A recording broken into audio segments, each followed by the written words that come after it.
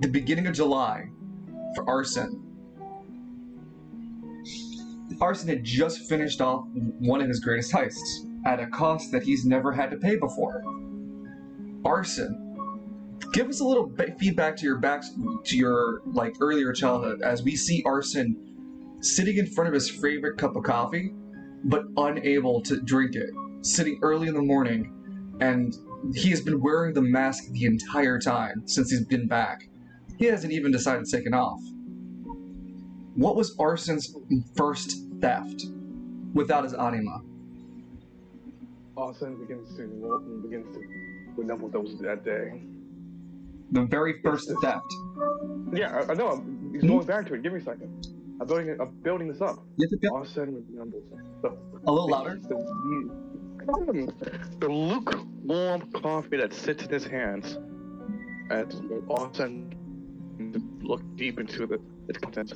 Swirling lights above it begins to flood into his mind. It opens the door. It's Arsene standing, a child Arsene standing at it. And he's being informed that his parents have been murdered. Arsene has lost everything at this point. The somewhat rich lifestyle he was used to at the age of 7. His parents died tragically, attempting to get their hands on food for him at the age of 8. And it's now winter. Arsene is struggling to keep himself warm that day. It's by chance he finds someone, a lady, who offered to give him some pieces of candy. But in that kindness, in that smile between something in Arsene cracked a bit. He didn't see kindness or generosity. He saw pity. He saw her condemning him, wishing that he wasn't where he was that day. That little tramp, the little orphan boy standing in her way, and now she has to save face to make sure she doesn't look like a bitch. She didn't realize there was a rock next to Arsene's foot. By the time Arsene realized, he was wearing a new coat. Said it was 7 blows to the temple. Arsene ate dinner that night, wearing the coat. The blood didn't want to wash off with the snow.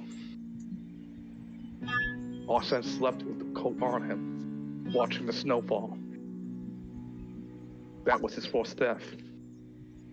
And from that moment on, it would mar Arsene's life. Cold, hard thievery, slowly finding his way into a gang of family that he would come to know and love. Members that would teach Arsene the thieves can't, and how to speak like a thief, and how to operate like one, to move in silence. And with Arsene's brutality and efficiency now, given a chance to hone his skills, the access that he was given to by these thieves also provided Arsene the education he missed out on. Arsene grew up. How old is Arsene in the current roleplay?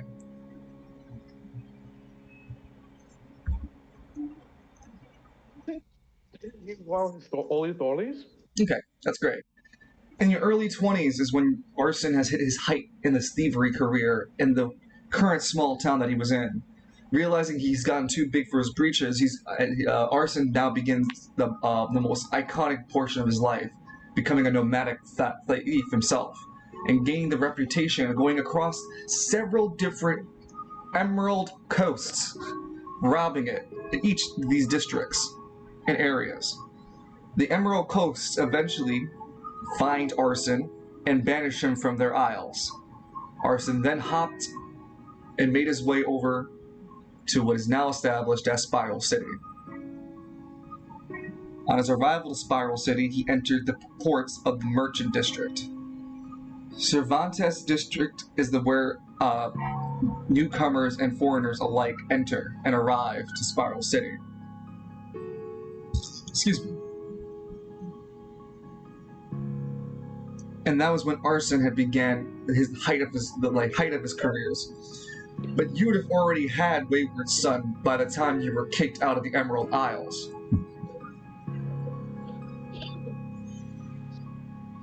It was my fact that when he got to Spiral City, he even warned what an Anima was. All that time before he made it there, he always assumed he was one of the only people with this power. Yeah, But using it how to. did Wayward Son manifest it? Well, we'll get to What that in is just a it second. Hold on. manifest? Before we get to that, Arsene, you're stirred out of your moment of like remembrance by a sudden knock sound, but it's not the door. It's a loud knock, pound sound that came out from your bedroom wall. What's he doing again out there? Speak louder. I said the rat. The rats will do it again. Why won't they shut up? Silence, rats. Let me think. You hear the pound again. This has happened multiple times, and every time the knock has happened on the wall, Arsene, you've been forced to go into the room where you hear the knock noise. It hasn't always been your bedroom, but you're forced to go in there, and you're forced to see more of the things you don't want to see. An apparition has been haunting you and making you see things. It is calling you again. Bang! It's happened ever since you killed Bang, that man. Oh, stop. I don't want to again. Bang! Please. Make it stop. When you scream, make it stop, the images in Cimrillus is the only thing that can help stop it.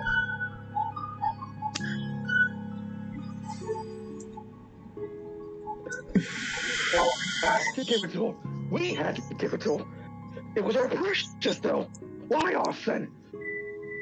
No. The name's not Arsene. It's... No. You are Arsene.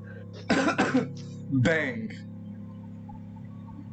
The wall is strung again. Lance, Arsene picks up the chair and throws it at the wall.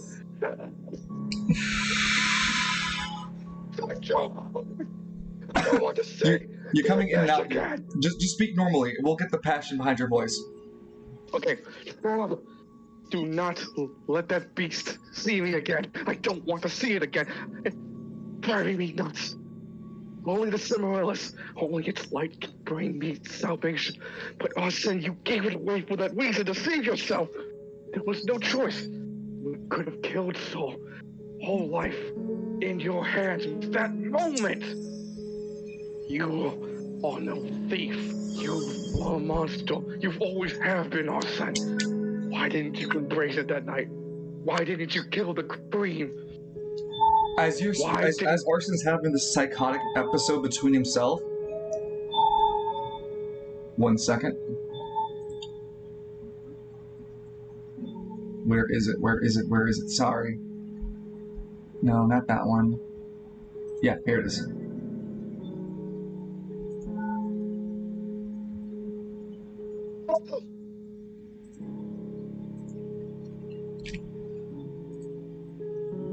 Over your shoulder, Arsene, you feel something way over you.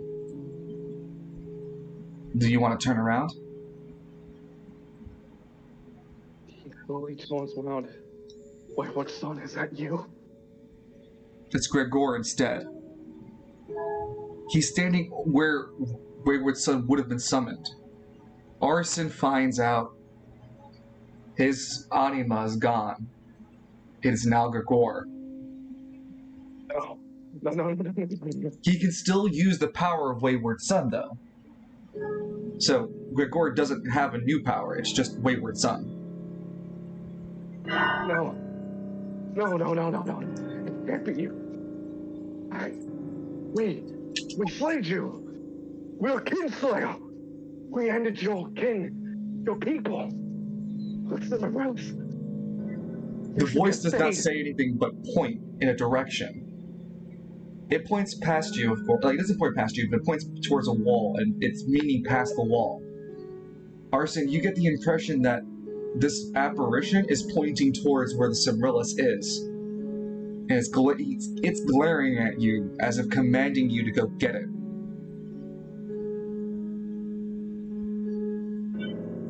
Give it away. I can't take it back. Like, why? I'm a dead man. Gregor leans in and transforms his face to the apparition of Tommy, the top dollar, and turns back to himself and then points to the Cimrillus. You get the impression he wants you to transform into Tommy and infiltrate and steal back the Cimrillus. Even like Arsene is like standing there. He doesn't even activate the mask, but it transforms to look like Tommy.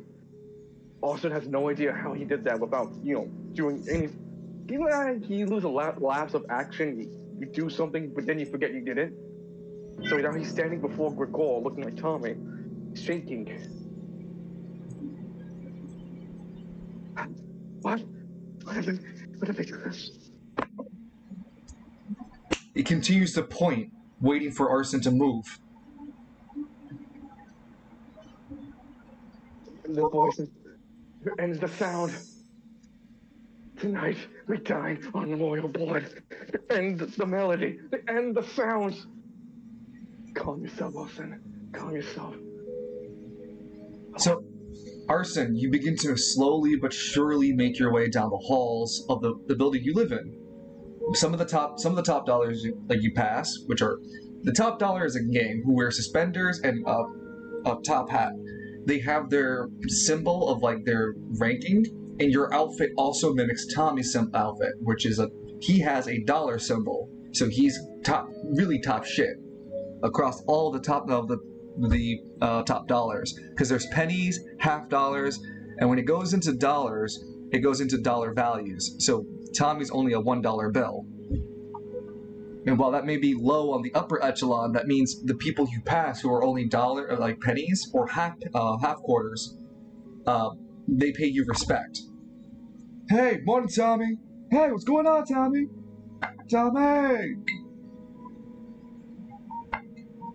But to Arsene, he just waves and gives a fake apathetic smile that the mask can help provide for him.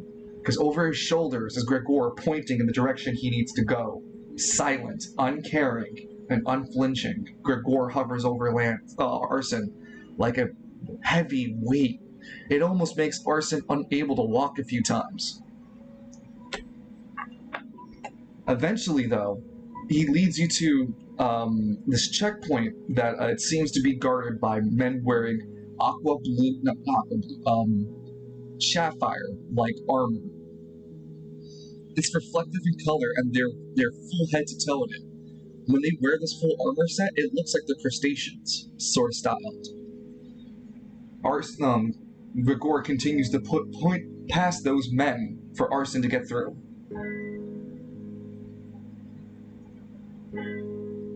Arsene.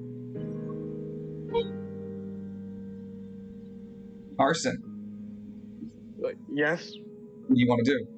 You have to get through that checkpoint.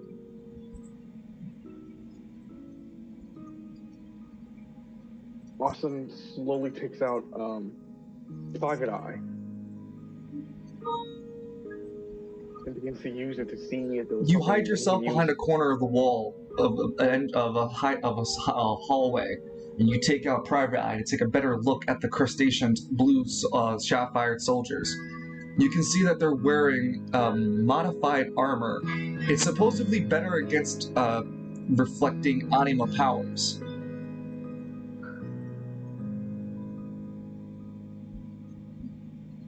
The material is rated to be something rather rare, and it's not in mass production. And it seems to have a sort of fatigue debuff. Those guys can't act as much as you can in your turn, and they are severely slowed because of the armor.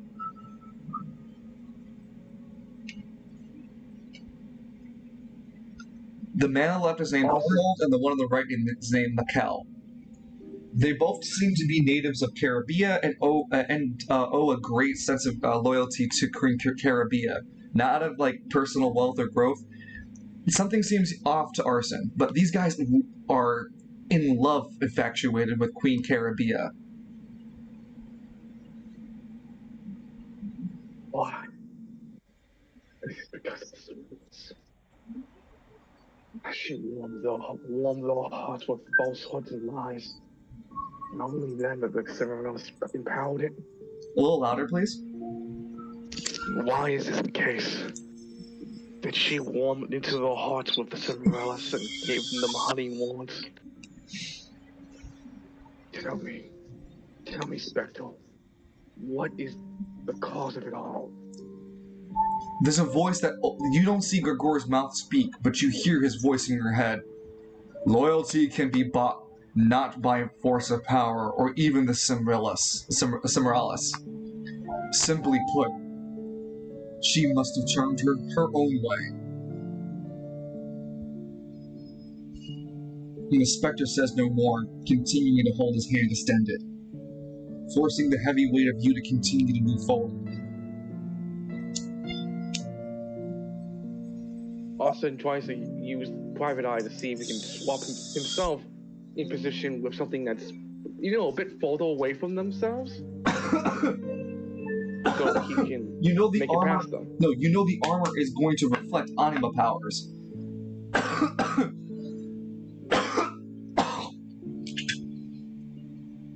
She has the power to reflect anima power. It has the power to reflect anima powers.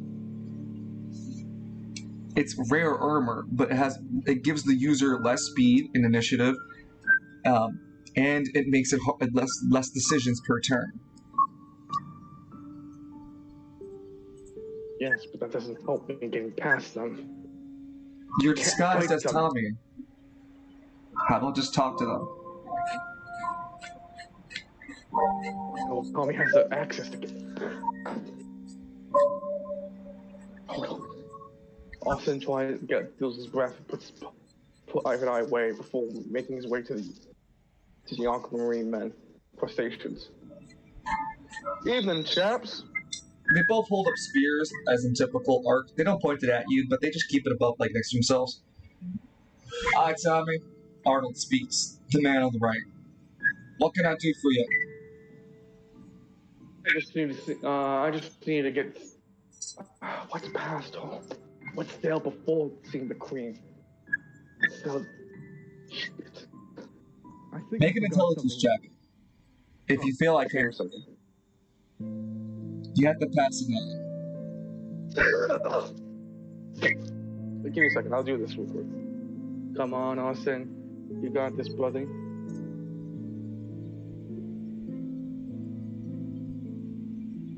Also, this episode is called Spiral City, the Ballad of Arsene Dumas.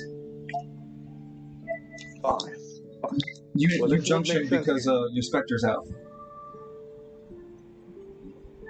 Because of Wayward Son's constantly out. And you will constantly use AP to junction every roll. Yes, I previously healed. That means he's back at 20, but now he's been to 19. Let's put speed. 8's enough. Shit. Yeah, 8's around enough. 8 is what I needed? No, 9 is what you needed, but 8's just a bit of a hint. There's different places a one's castle could have that maybe Tommy's been around. Maybe something important looking. Those are the only hints I can give. Oh, right. I think I forgot something at the courtroom. Make a charisma check. Must have dropped my wallet or something in there. Oh, when you say you drop your wallet, you can use that moment to bribe them. Yeah, I dropped my wallet, and Arsene drops purposely on the table all the money he has on him, the 10 grand. Well, no, he's less suspicious. Whoops! He drops a bag of 1,000 gold pieces. I think I have more. I think I lost my wallet in the court room. I think it's I think I lost my, wallet over at the court. I suppose you let me go ahead and check that out, would you, lads? Both the lads look at the 1,000 pieces and decide to split it and let you through. Keep your nose clean, Tommy. Oh, Hey, Don't Tommy, worry about me. stop dropping money. That's not good for your health. And they both laugh at Huh? you. Thanks, boys. When they say health and you turn away, you laugh, you just get this disgusted face on your look. As you feel the specter continue to point you in the direction of the Cimrellus. Now you're in the Queen's castle. You've entered this large, medieval-styled castle courtyard, and the finger continues to point you through into the castle.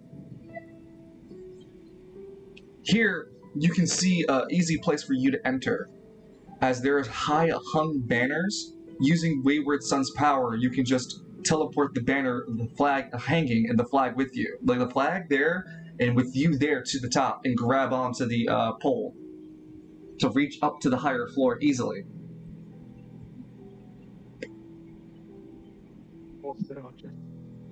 You understand what I'm doing? Yeah, I know. He's using it to get to the higher floor above him by using the flagpole. When you use Wayward Sun, Gregor simply grabs your hand and extends his right hand. His left hand grabs you, and his right hand grabs the flag, and forcibly swaps both of them with each other. Much more aggressive than Wayward Sun was. You grab onto the pole right as the flag is ripped off, and you're both swapped places. The flag falls to the floor effortlessly. Arsene slowly makes his way to the window so he. You climb though, it's a castle, so you climb onto the railments, and you see that you can look into past the castle walls and see the building itself now. No, sorry, you were in the courtyard, so no, it was hanging to the window. Yeah, so you climb over to a window of the third floor of this building and get inside. When you do, the Cimrellus is pointing you through the door, and it seems like through a series of hallways that you're in. The room you're currently in seems to be nothing more than some sort of storage for people. There's like clothing, shoes, boxes.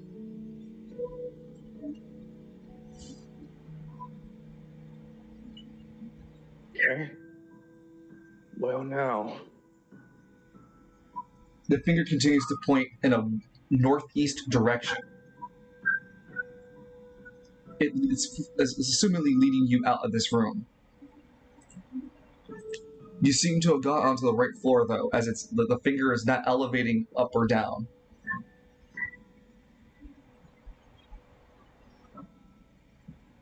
What do after we get this spectre? How do you expect me to live? To get out of here alive? You get a vision suddenly spoken into your head of East Bay. Lay low in East Bay. East Bay. Don't find me there. Don't hunt me down now. I know that I'm going to go now. But fine. Normally I wouldn't do such a thing. His hand is shaking. Listen, with all light guiding light, I can make a new of myself. I will conquer West East Bay. I will be a king among kings. And you keep seeing these false images of East Bay and of you no longer having to wear your mask whatsoever, but in fact ruling over those gangs, becoming the king under the spire. Is this what you wanted, Gregor? Is this what you wanted? Someone to carry your legacy? He continues to point in the direction of where the Cimrellus lies.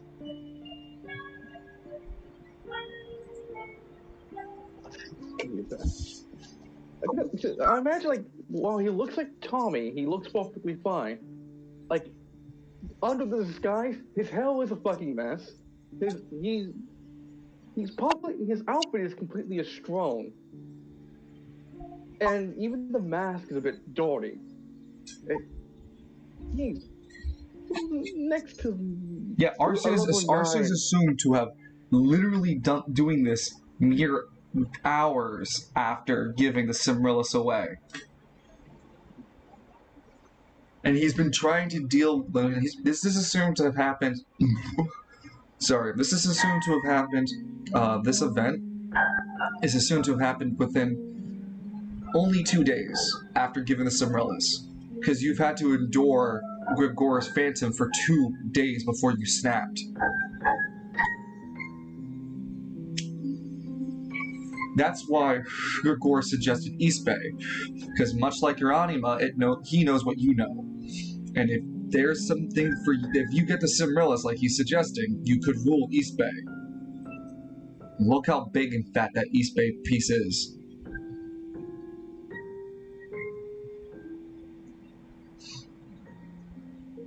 So, is Arsene refueled by the passion of, like, the possible ownership of East Bay? Or is he still concerned and sweating?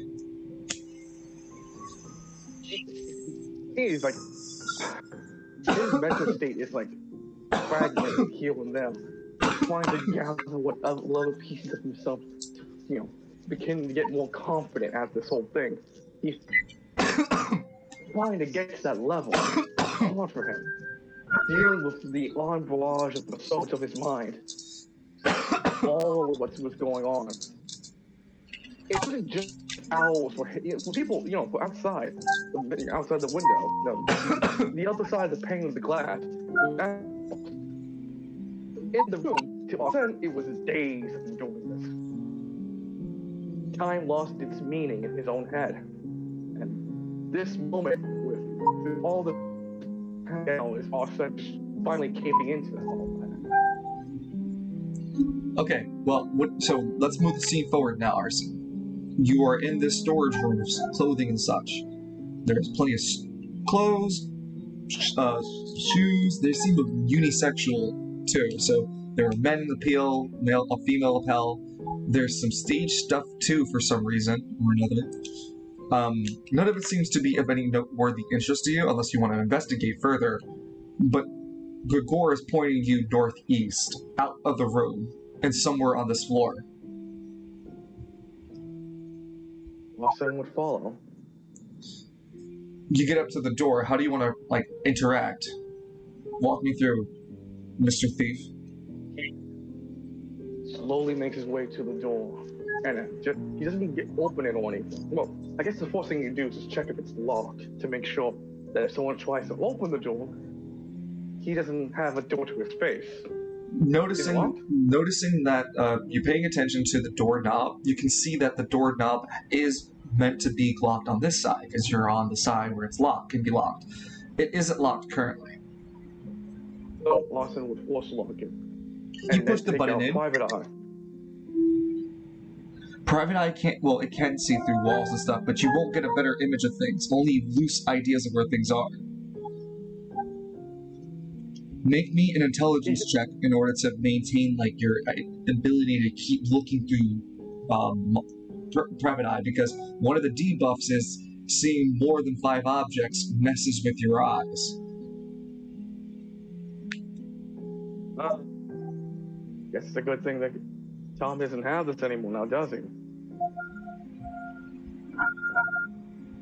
Since I'm still junctioning, since Gregor's out, I'm forced to junction.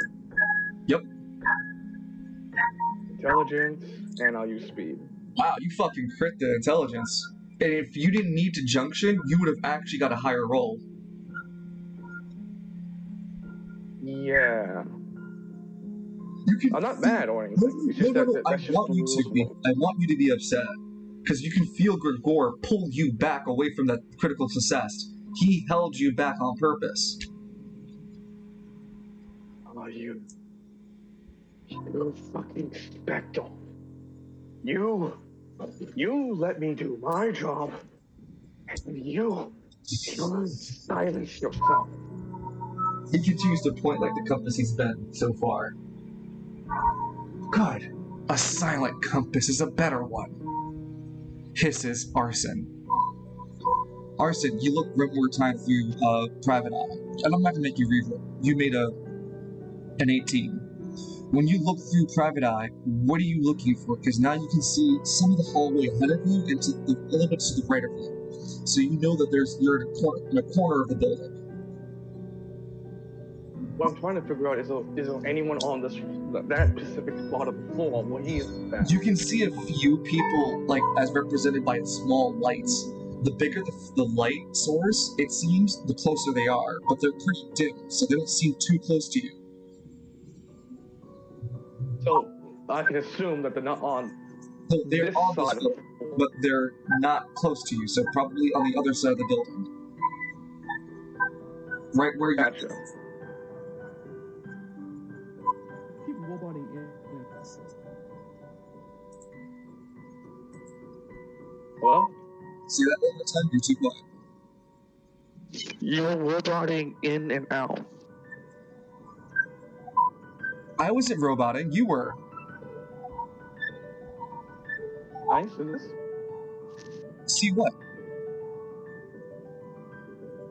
I think we'll... Anyway, I'm trying to figure out whether or not... So there's no one on this side of the floor that Arsene is at. It's just him alone. Yeah, but you can see there are people on this floor on the other side of the building more than likely, where you're going towards. That's what I said.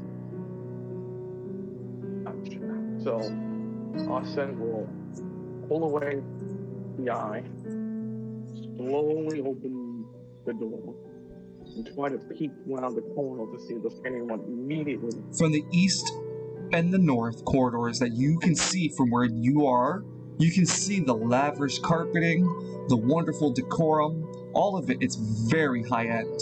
And it's not gaudy, like some people can have, like just excessive goods and jewelry. No, this place is in great taste and fashion. It has this sort of nautical feel through the whole hallway.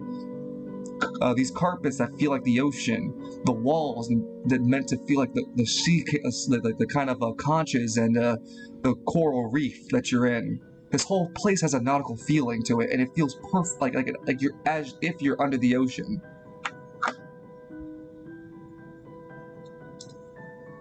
There is no one in the hallways to further answer your question.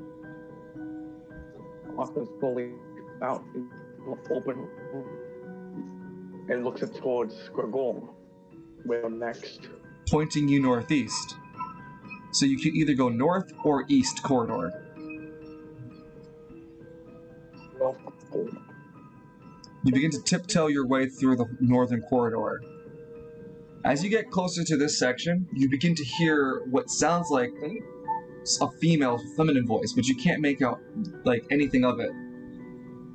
When you reach the end of this northern corridor, make a dexterity check for me, and of course your junction. You can see that Gregor's finger now adjusts towards the east. You are at the end of this northern corridor, kind of peeking around the corridor. You can see that the northern corridor does not go west, it only goes east.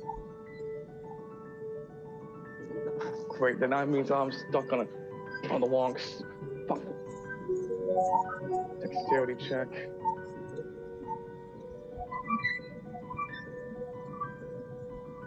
Oh yeah, I had to... You junctioned already, it's a 3. Yeah, it's a 3. Yeah, you can't make... There was a detail you missed.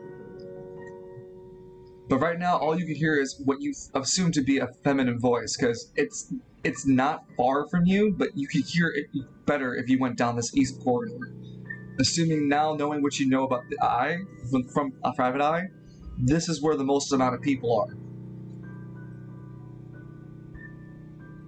This is probably what magic thing is, too.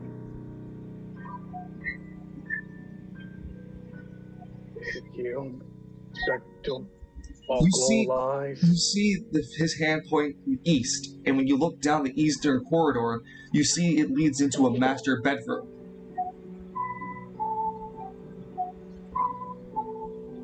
Make another dexterity check for me, as one of the servants down the hall has opened a door suddenly and is walking towards you.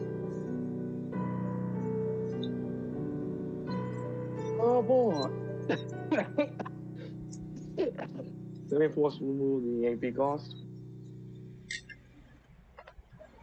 Speed and dexterity. 23. You got a perfect look of the servant. Middle-aged woman, black hair. She seems to be tanned, dressed with this sort of wavery look that make like a small like waist gown.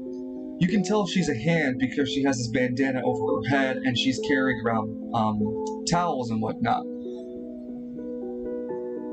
But you got a perfect look at her before you hit. Arsene, you can turn into her.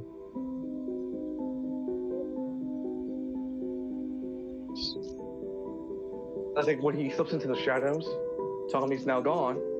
Out comes the handmaid. Slowly begins to walk towards his way towards the bedroom. A memory begins to crackle in Arsene's mind. You wait for the handmaid to have passed by.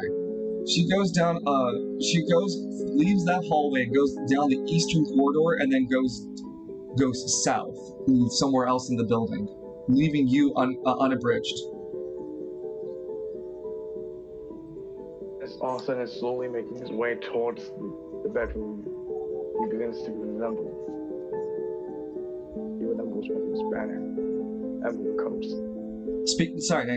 As you're making your way down the eastern corridor, can you speak up for us? I'm sorry. Yeah. I'm sorry. As Arsene is making his way towards the doorway, he begins to recount another memory.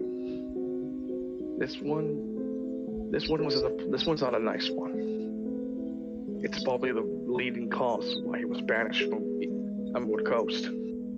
Make sure you keep speaking up. Yeah.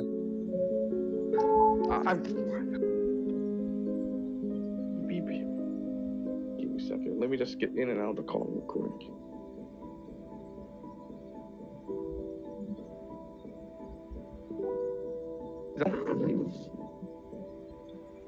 Hello? Yeah, I can hear you, but you keep slowly trying to get a deeper voice. Don't go for a deeper voice, just talk. I want to hear what you have to say. Alright. So Arsene remembers the memory. It's why he was banished from Emerald Coast. He got a bad nickname. He was called Ruby Fingers. Whenever he stole something, he tended to kill the person at the same time. Hence, Ruby Fingers. Never really liked that nickname. Always wanted to try to shrug it off, try to pass it away. But a job happened. Which kind of place? Something similar to here. But the decor didn't match what the witch person was like. Not like green in all taste.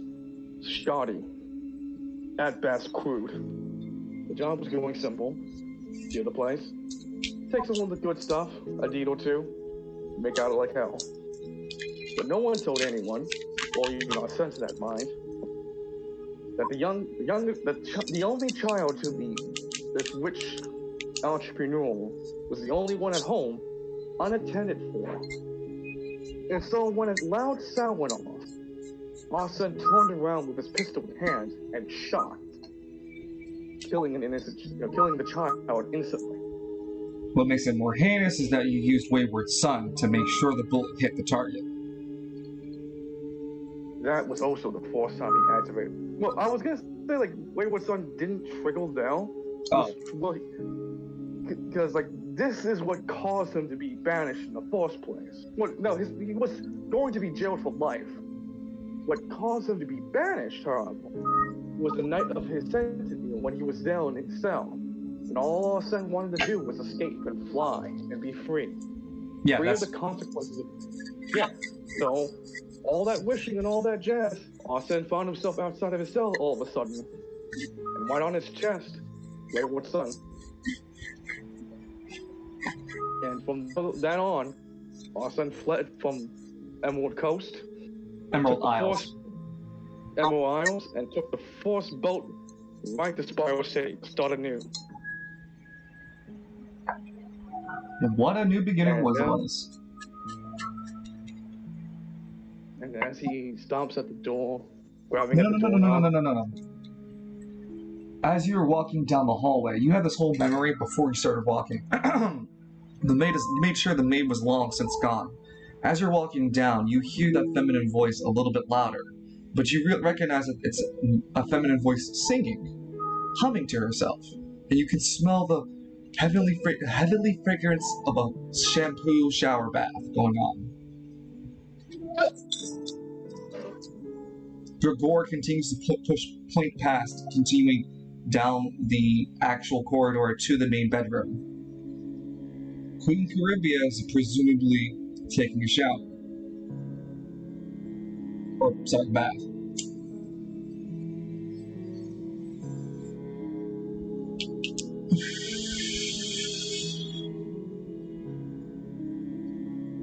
Arsene, Yes. what do you want to do? What? What do you want to do? Walk in. On the bath? No, not on the bath. Like in the bedroom. So you can't get that note in mind that Queen Charybdis is taking a bath. You make your way to the bedroom. Yes. The door is locked. Yes. There's a keyhole that you can use. Yeah, I figured. So Arsene kneels a bit to look into the keyhole. And you can Wayward Son to Not Wayward Son, Gregor.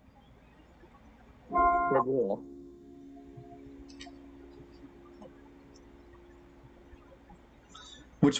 So you see you look for the most innocently small object you can, and you find a bottle of nail polish left out. The queen's own room and decadence is this kind of like peril that sits in the center of the room, closed because it's the bed. But everything about her room is a cove, so it looks like it's underwater grotto. You see that there's a sort of nightstand that you can take an item off of, which is still close enough to Gregor's range. And you swap between a bottle of nail polish that unfortunately breaks in the ground behind you, and you teleport into the queen's room.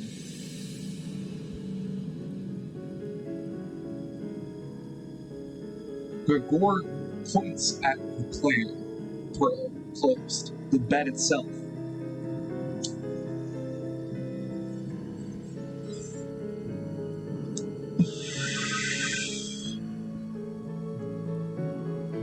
Arsene?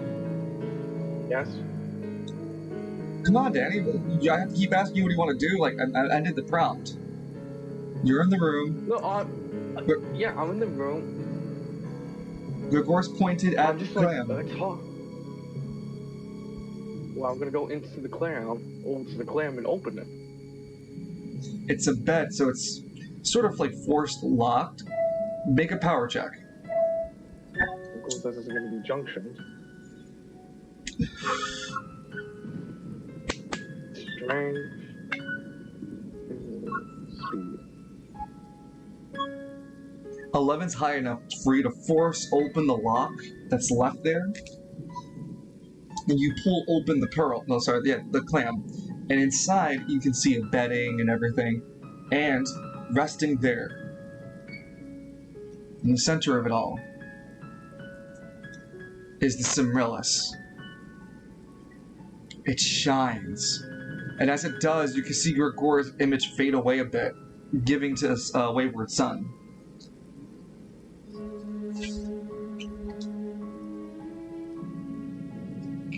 Arsene slowly makes his way towards it, just to grab it once more in his hands.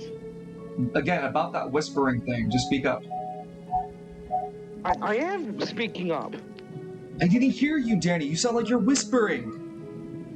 I'm not whispering! Again, I didn't hear what you said, because it just sounded like you went, hush, hush, hush, hush, hush. Arsene goes over to slowly walk over to the Cimrillus and pick it up. Okay, thank you, I could hear it. As you do, you lean over, grabbing the Cimrillus in your hand. It cleanses the image of Gregor away and brings back Wayward Son. You regain your AP3.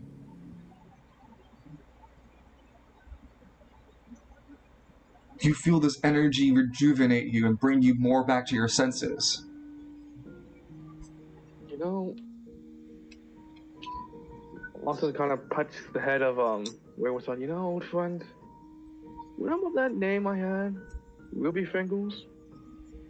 It wouldn't be it wouldn't be my style of a heist if someone didn't die.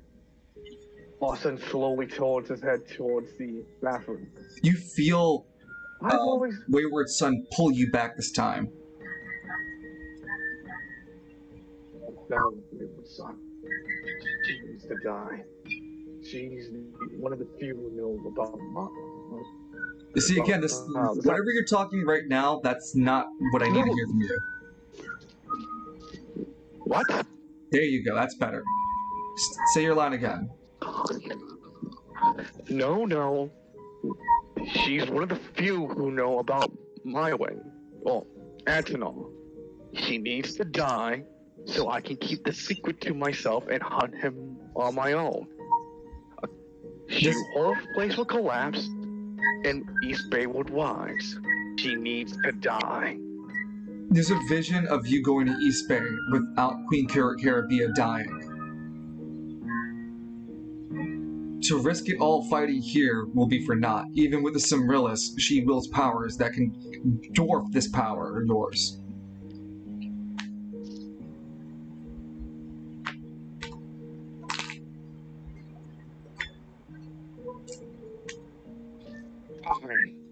Fine. As Arsene leaves the bedroom, he actually comes across the maid he's disguised as.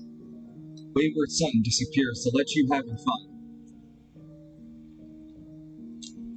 Huh? Arsene just slowly torn. How are there two of me? Wait, who are you? She backs up slowly. What was that?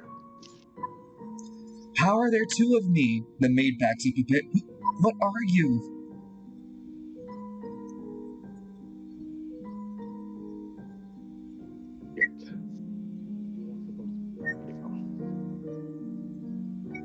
What, did you not hear me? No, I didn't hear you. I spoke perfectly, dude. I said she's not supposed to be here. And she just backs up and questioning, what the fuck are you? Hurry up and kill her if you're going to. Arsene just snaps his fingers to use Wayward Son's AP3. Take the very lungs out of her lungs. Yeah, Wayward Son doesn't appear for you, but just snapping your fingers alone. You replace the air of her lungs with an object in the area. Jesus Christ. She suffocates by bleeding by the damage done to her lung with something suddenly placed into her left lung. As she struggles to breathe, unable to recover from it, eventually asphyxiation. Arsene keeps using his AP3 to keep the air out of her lungs. It's as if she drowned in air with the black air of it.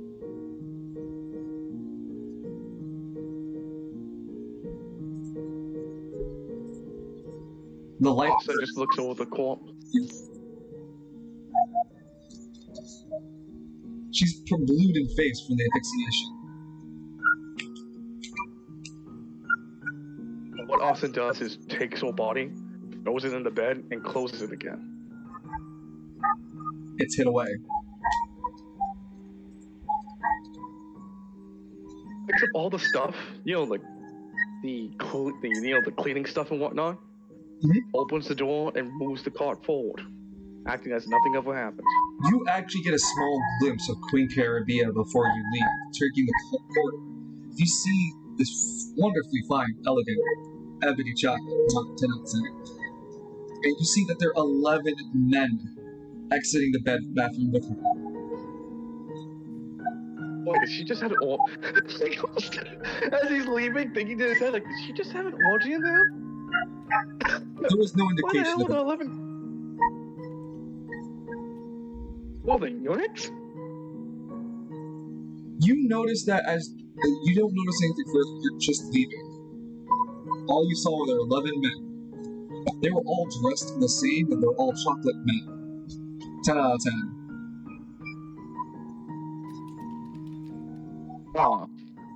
Whatever.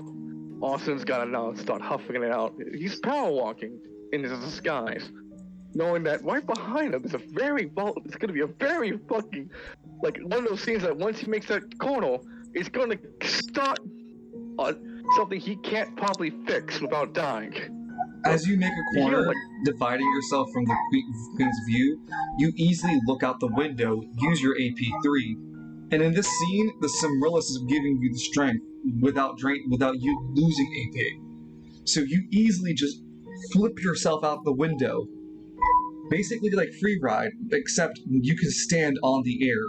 And as you continuously use your AP3, you simply run out of the complex and out of East Bay, out of the Queen's area, and back in towards your area, specifically your room, pulling off quite essentially another heist of the century. Okay. As Arsene is now like in his room, closing the window before him, he covers the shade and reports back to his normal form. Okay. I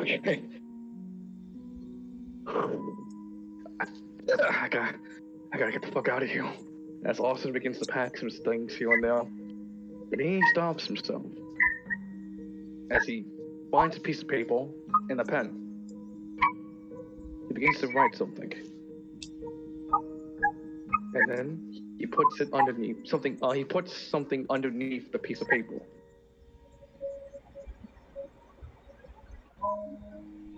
Yeah, like a package knife. Yeah. And with that, Arsene leaves with the Cimrillus in hand, right? Well, he will obviously put, he would have like a bag or something to put the Cimrillus in, so it isn't as inconspicuous. Yeah, of course. But you carry now the Cimrillus. Mm-hmm. And Arsene makes his way to East Bay. This will... Yeah, by the way, at this point, Arsene even takes off his mask. I don't actually have the picture of your real character's face.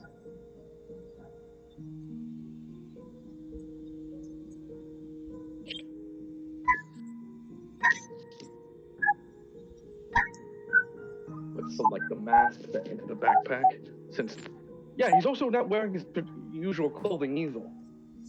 He's well, send me an image of his face. Send me an image of his face. I thought I sent it to you. Oh, man, it's so...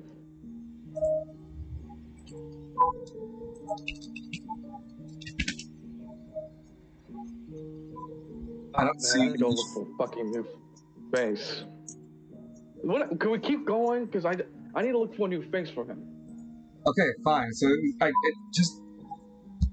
will take Arsene being inconspicuous and keeping under the radar about 2 or 3 days to travel to Caribbean. No, from Caribbean to East Bay. In your travels, you try your best not to come across anybody or anyone, or use your anima powers unnecessarily. In the rare few times that you've needed to, you used it only as a self-defense mechanism to pull yourself away from the situation.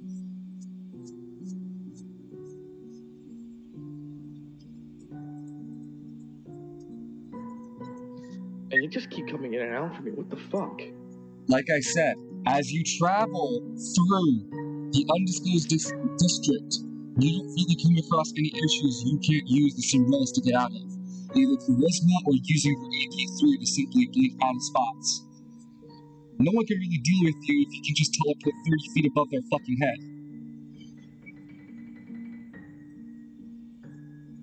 Get a new pair of headphones, dude, and stop using the damn phone. What's wrong with my phone? Clearly you can't hear me. And I can't hear you if you're talking. No, I'm hearing it too. I can barely hear you sometimes, Dungeon.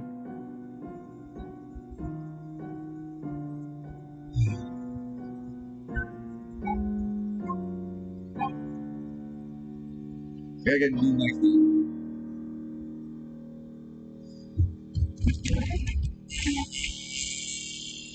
Yeah, I'll have to end up buying a new mic. Is that better? Yes. Much better. Did you hear what I said earlier? Yeah, so I was using my AP3 to essentially get away from people. It's literally walking above their heads. Yeah.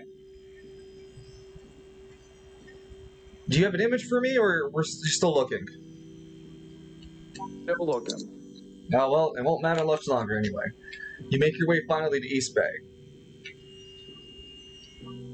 You are at the junction where the East Bay district lines occur. Here is where people are really denote that you're entering East Bay, as before the districts themselves seem to maintain themselves in the undisclosed areas. In East Bay, it's pretty clear how shitty things are here.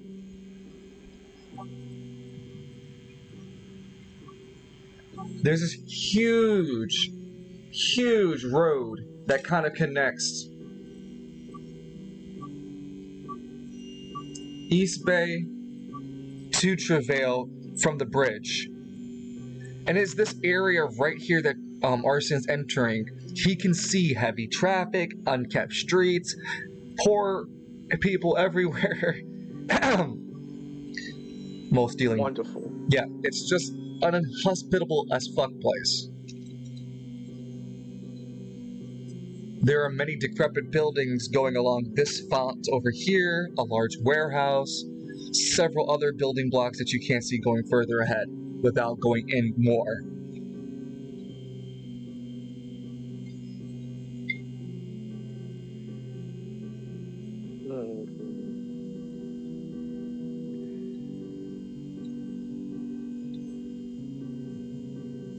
Let's see. Arsene just looks. Well, Wayward Son. Definitely not chosen the. You want to summon Wayward Son? I thought this Wayward Son would be on his shoulder at this point. That would mean he's visible to other anima users. Oh, right. Well, Sunrolis. How's the Sunrolis is just. You chose me a place to call my kingdom. with the symbols, a man. Once a noble man who claimed to be the master of the Silver Mountain. But all he was doing was running around a hell made of tin. Let's hope you're not pushing me to that path for your sake. And Arsene puts the symbols away and walks towards West Bay, the East Bay. So this is what Arsene's supposedly supposed to look like, or just facially wise? Facially wise.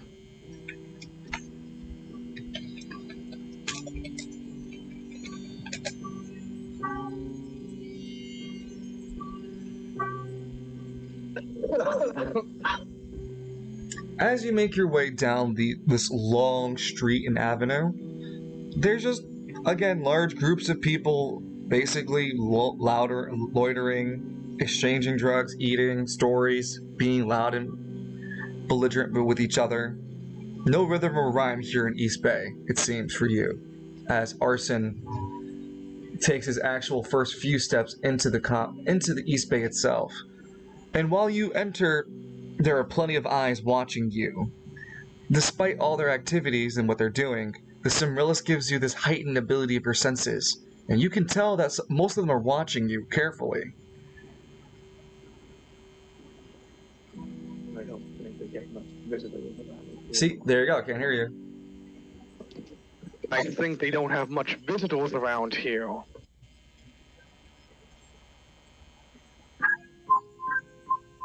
And that was someone with such a stylish fucking chin. Look at your chin. Glorious.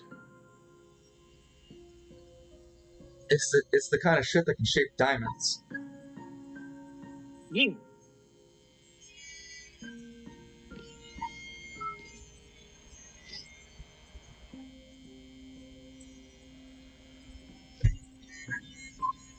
The attack of large Arsene. Damn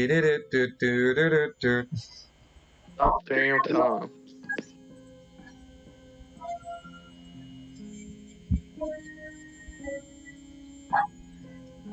So Arsene, as you've entered the East Bay actual and this small portion of the district, You see that you find yourself in a cross intersection going south, west, north where you just came from, or east. So south is deeper into East Bay, west is going to the Bay Area over here, and then east is just going into a district that's not actually fully developed just yet for East Bay.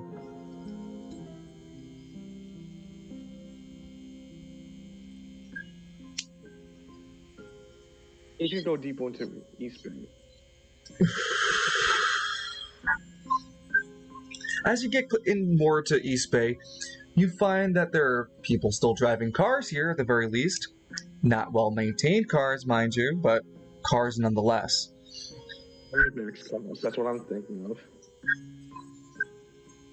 As you get down a few blocks, you find yourself noticing that there are 3 people standing in the block across you. One is a lady with jet purple hair, talking to 2 other gentlemen that they seem to be all kind of friendly with, and as you walk towards your block, they all take a better notice of you, Arsene.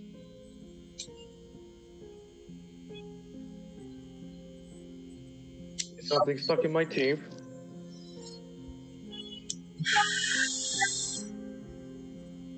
You're gonna suck your teeth? I said no. Is there something stuck in my teeth? You say that loudly?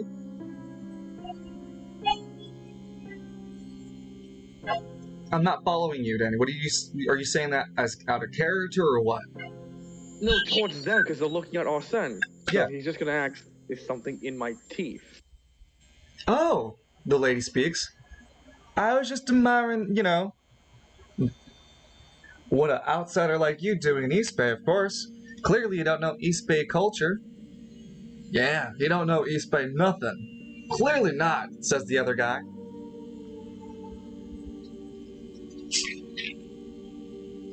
I think I'm gonna get along quite well around here. Dudes, I do wonder.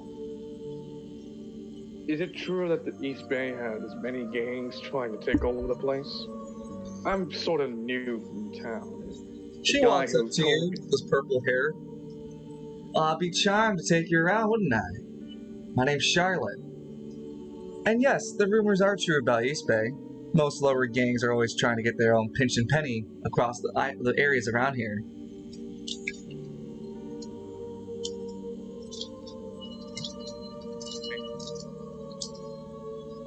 My name. It's Tommy. Tommy Redulous. I just saw this. You son of a bitch. Yeah. You think you're clever, huh? Wait a minute. I know that voice. Shit. God. I got a bit. He jumps out the window. Get back here. Oh God, no. I hope God can fly, because this was like the 40th You floor. tattooed me. Get back here. There are no refunds. You get what you get. You got +1 maximum AP. Come on. And the next person Edmund's going to kill, God. Loads his gun. Oh my God, Edmund's now... You get a piece of Lance's bone. Recycle, reload Lance's bone.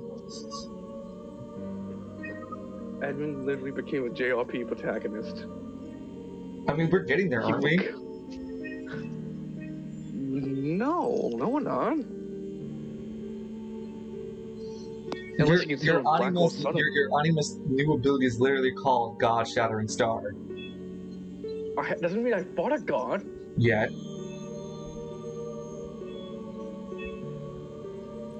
I thought he was like God's chosen or something. Celestial. Well, it's more like he was able to fight back the influence of the black hole sun, giving him that rankage. So that just means Edmund's going to fight Lance. It all depends how Celestials view communism. Oh, and no. fascism. Wait, you mean fascism? I was going to say how they view fascism, yes. Oh no. I know Sword and Bunny would try to argue up and down about that. My name's Charlotte. These two guys, they're Arnold and, it's not Arnold, I already used that name earlier, Andreas and Omar. You don't really need to worry about them too much, though. So, tell me, Tommy, how long you been in Spiral City, then? Let's say a month, give or take. Still getting over the whole anima thing. The tour guide really didn't talk much about that. So, can you imagine my surprise when, lo and behold, the whole market district gets shut down? Yeah, it is a series of unfortunate events that's going on in the market district, as far as I know. I don't really keep up with the stuff, though, so... No, neither do I. Don't worry about it. Let's not worry about it. What's us to worry about filthy anime users anyway? I mean, whatever's going on there has to be because of their fault, am I right? Charlotte doesn't say anything, but she smiles at you apathetically.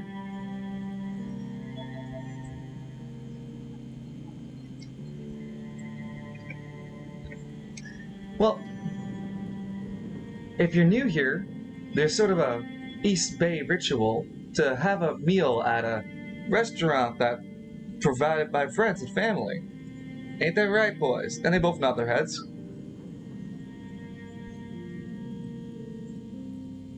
So why don't you come with us, Tommy? We're just about to grab lunch ourselves. Well, as long as I'm not the one paying. No, it's an East Bay tradition. We wouldn't make you pay. Damn. Come on. And she leads you down a few blocks, leading you towards the East Bay River. There's actually a small, quaint, sort of Italianish restaurant she actually brings you up to. Oh, what do you know? Yeah, it's called the Antiques Cup. The Antiques Cup?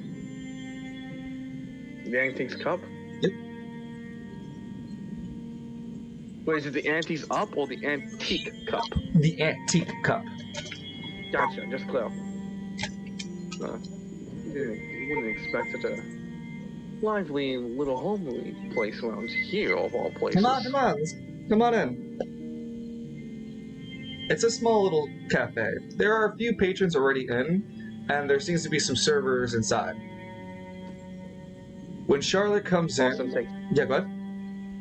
Yeah, Arsene will follow Charlotte. Yeah, you follow Charlotte in, and the two men, Andreas and Omar, lead up the back. As Charlotte comes in, the staff looks visually concerned. Madame Charlotte, we didn't expect you back so soon. It's okay.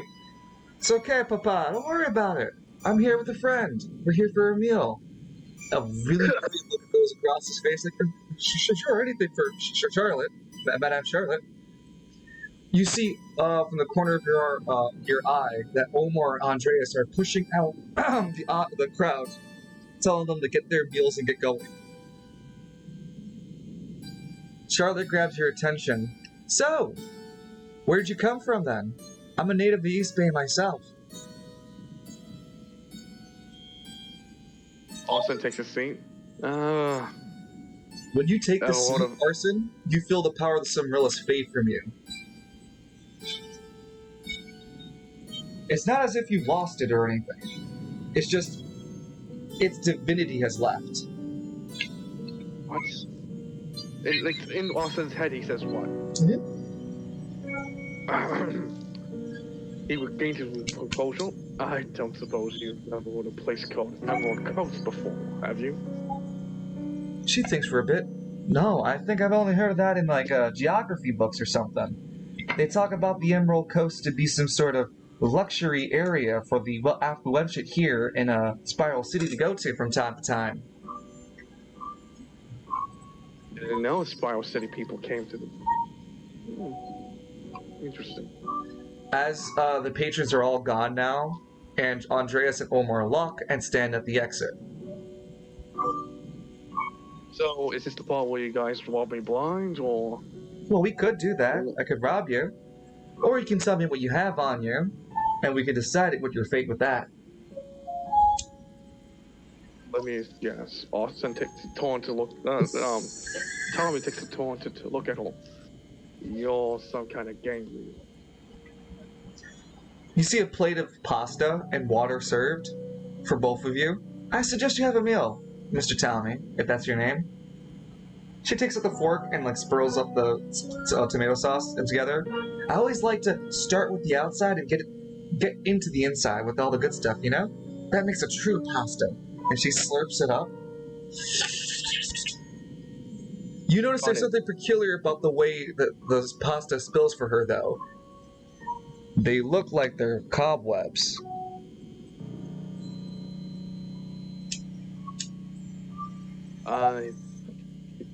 Austin looks at the plate. It's perfectly normal pasta. Mm-hmm. So he takes the fork and slowly digs in at the middle. I'm more of a calzone man myself, not going to lie to you. And he takes a bite of the pasta. As you eat, right, Game Night says, "Good work, Agent 47. Now get out to extraction." Yeah, just give me a second. I'm working on that. Well, he's talking about when you were in the Caribbean castle.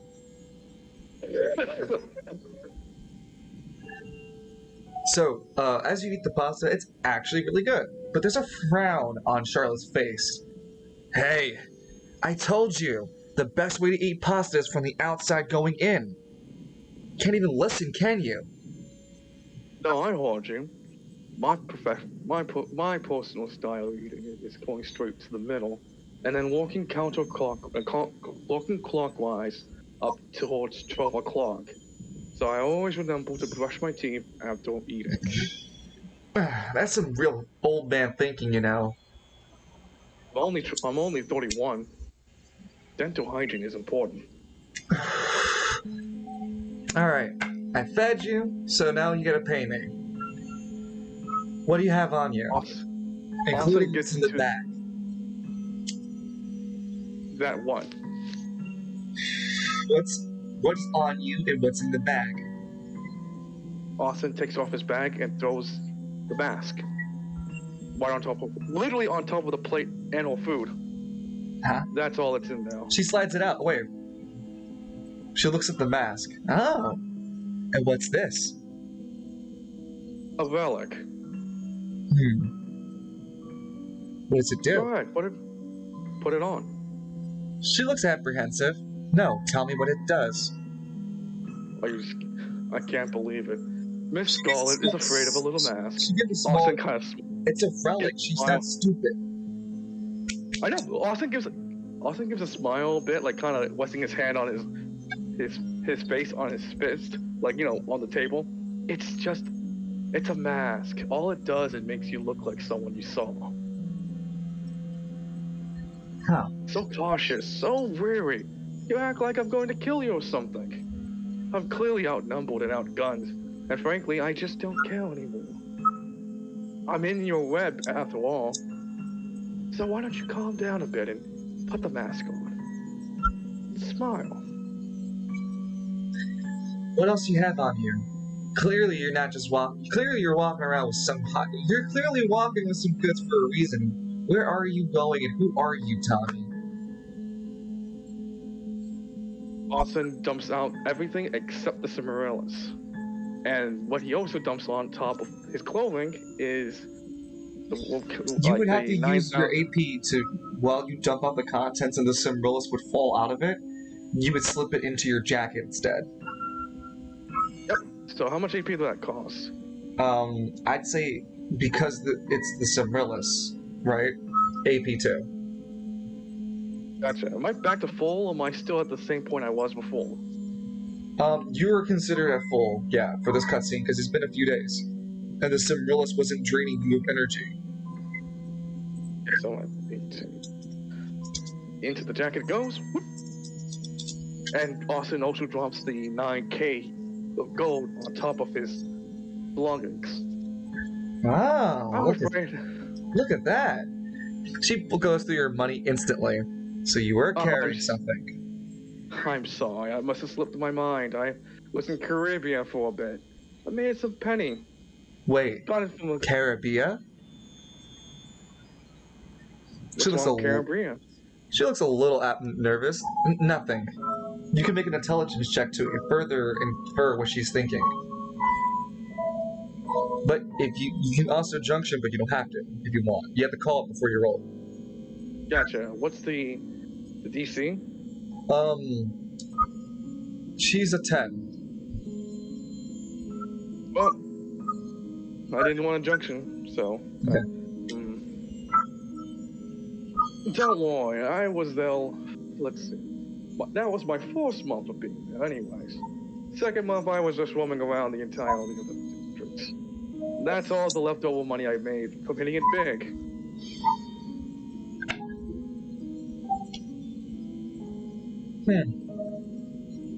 That's all you have on you. That's right. What do you think, Andreas? Relic of- Omar? 9,000? A mask? You think that's enough for a meal? Yeah, I think that's way plenty, boss.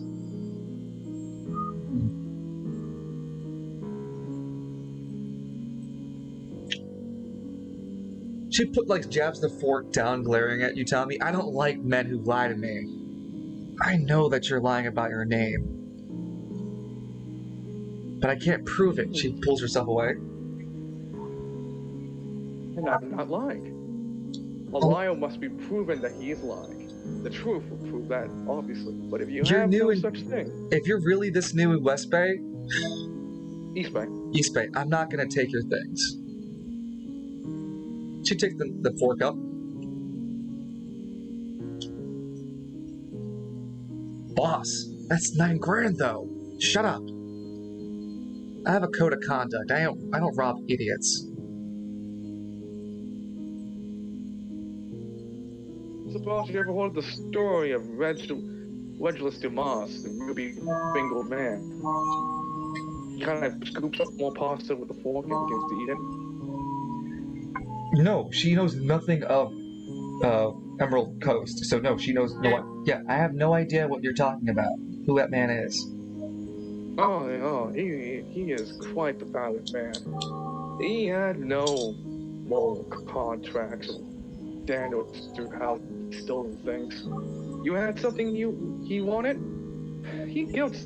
Not only did he get it, but he probably killed your wife by accident or on purpose. The police never figured that part out. He keeps eating the pasta.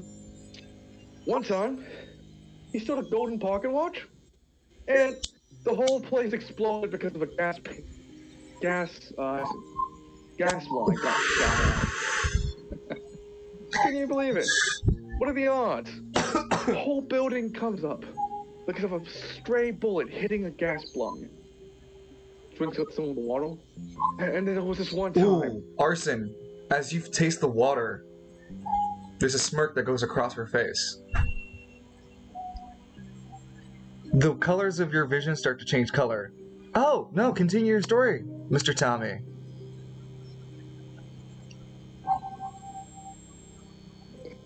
You have been poisoned. You have poison 1. The effects of an Anibat work. I'm sorry. The water Kind of takes. in this moment, you notice A, the water's still fine. B, the pasta's still fine. But you're poisoned. It was the moment when he put the water, wasn't it? I can't tell you. You take a hit to one of your stats. Hold on, let me determine. No, wrong spot. Save changes. Attributes. You take a hit to your... Yeah, your health die goes down 1 maximum.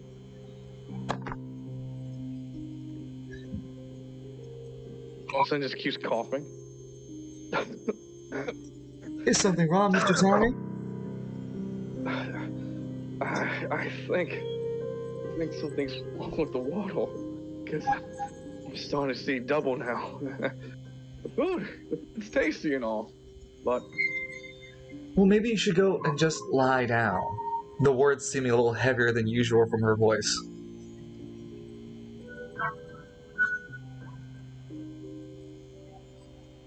okay.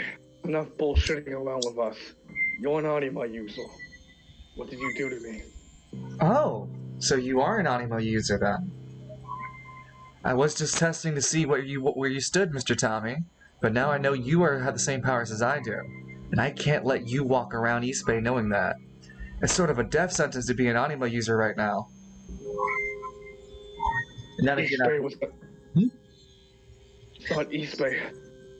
I thought East Bay was a safe place for anime users to be at. With all the crime and whatnot. Whoever told you that was clearly trying to rope you into East Bay. No, East Bay, we're divided up as hell about anima users, even worse because of the anima gang wars. If you're an anima user, you're usually recruited immediately to a gang, and if you don't have a gang, then you're either forced into one or you're killed on the spot. So I'm assuming. And that's why I have to kill you.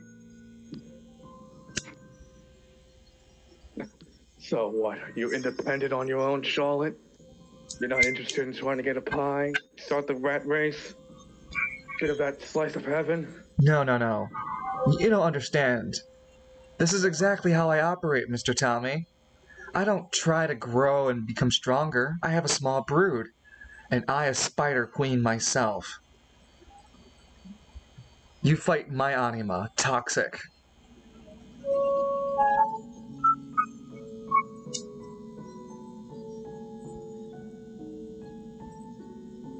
Arsene looks at his, like, he kind of spits into his knuckles, seeing the blood. You see Omar and Andreas stand guard with guns drawn now. It's clear, Arsene, that you're outgunned this time.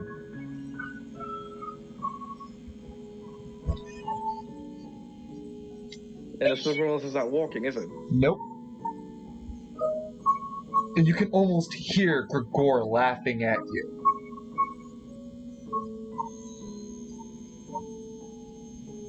As you sit poisoned, you remember the night before.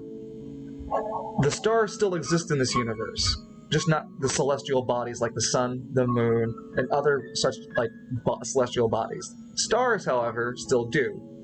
And when Arsene was watching the stars, he had saw, fably pointed in there, the Death Star of the Big Dipper. A star that hangs at the end of the Dipper for only those fated to die. Awesome Kiss looks at Charlotte and he begins to unhinge laugh at her. Can't stop laughing. He's just laughing.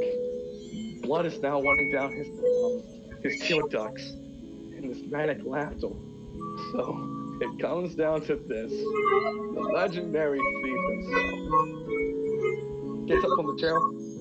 Ruby Fingers, Vigilus Demas, dies at a dive.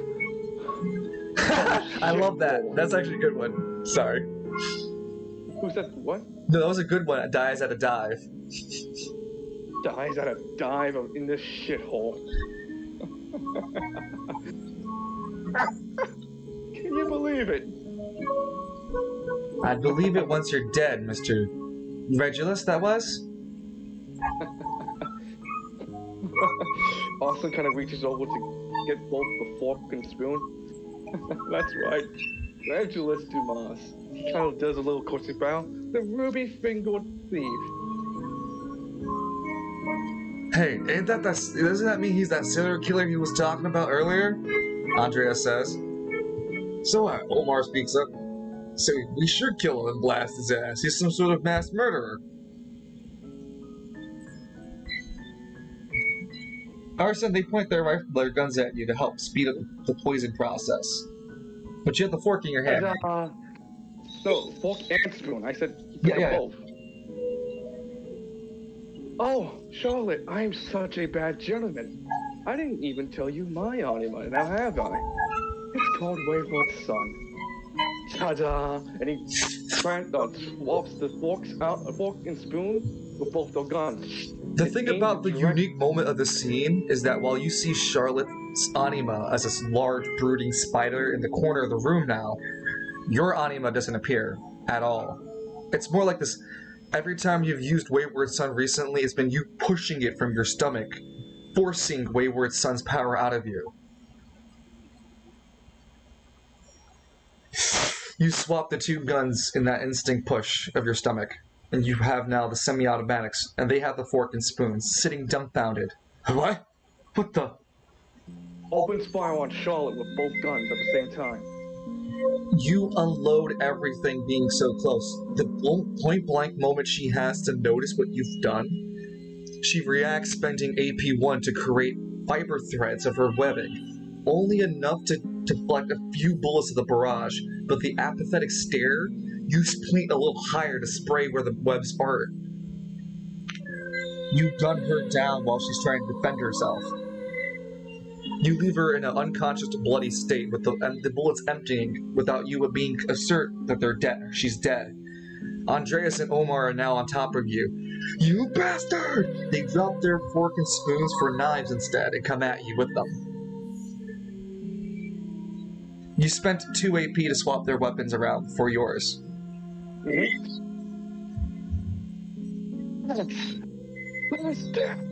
There's this bloody as he plunges one of the knives into the back of one of their necks. You don't have a knife. You have the 2 empty guns. They have knives.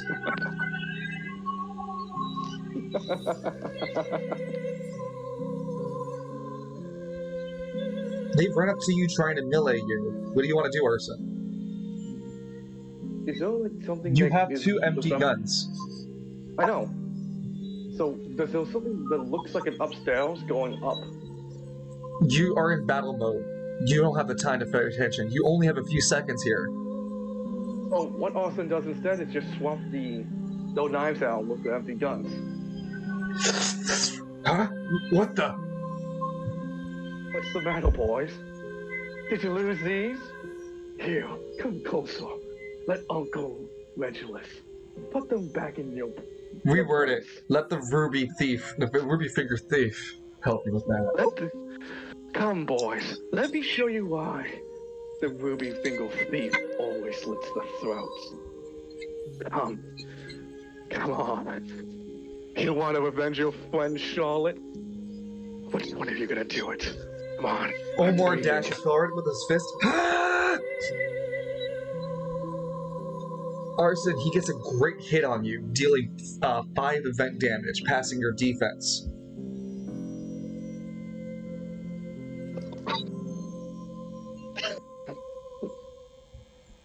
He falls to his knee.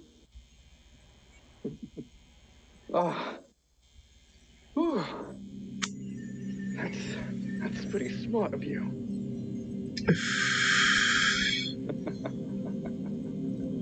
What's the matter? Is that all you had? Arsene, you stand up and you can retaliate.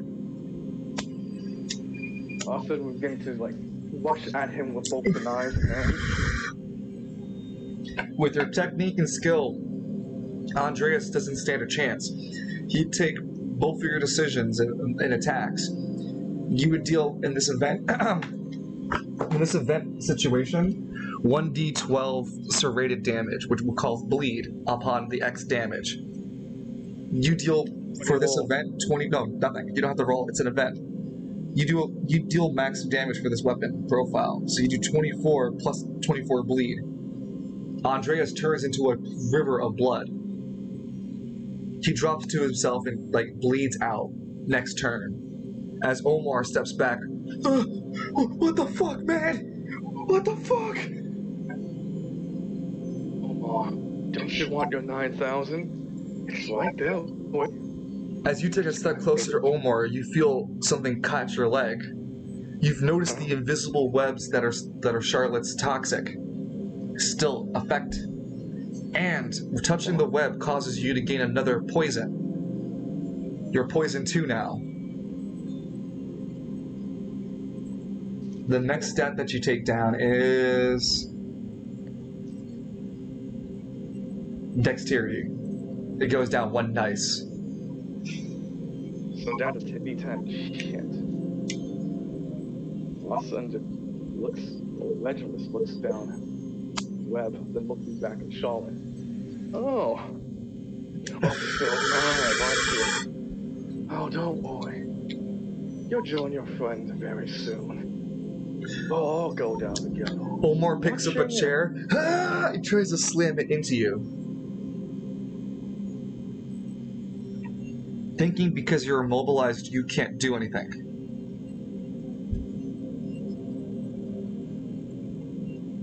No, I have a reaction to trying to stab him before he makes the contact. You want to stab Omar? Well, I'm gonna throw both knives into him, so that stops him from trying to hit me with the chow.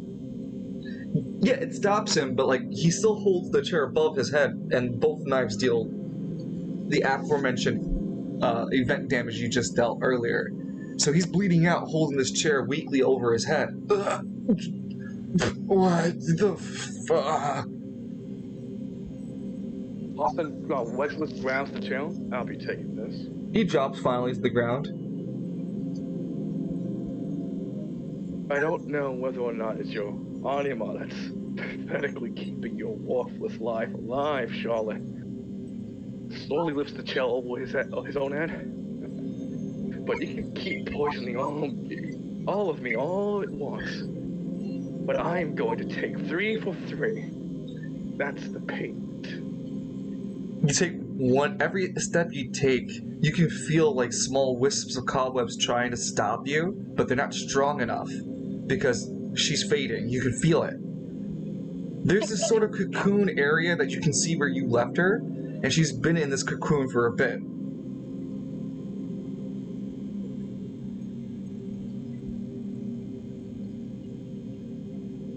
Toto, Slotto. You inch closer. Slotto, I won't leave a single man alive. The chef's hiding in the back somewhere. La-di-da-di-da. You're standing over Charlotte's cocoon. Genocide. La-di-da-di-da. An ocean of blood. Austin grows a demented, unhinged smile, cheek to cheek. Let's begin the killing time. And slams the chair into unconscious body. As you do so, right?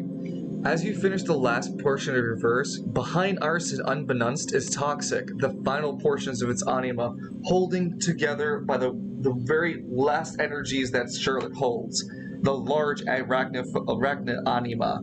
And as Arsene breaks the chair, killing Charlotte in the cocoon while she was trying to heal herself, Toxic takes a large venomous bite into Arsene's top shoulder and leaves a sickly, poisonous wound.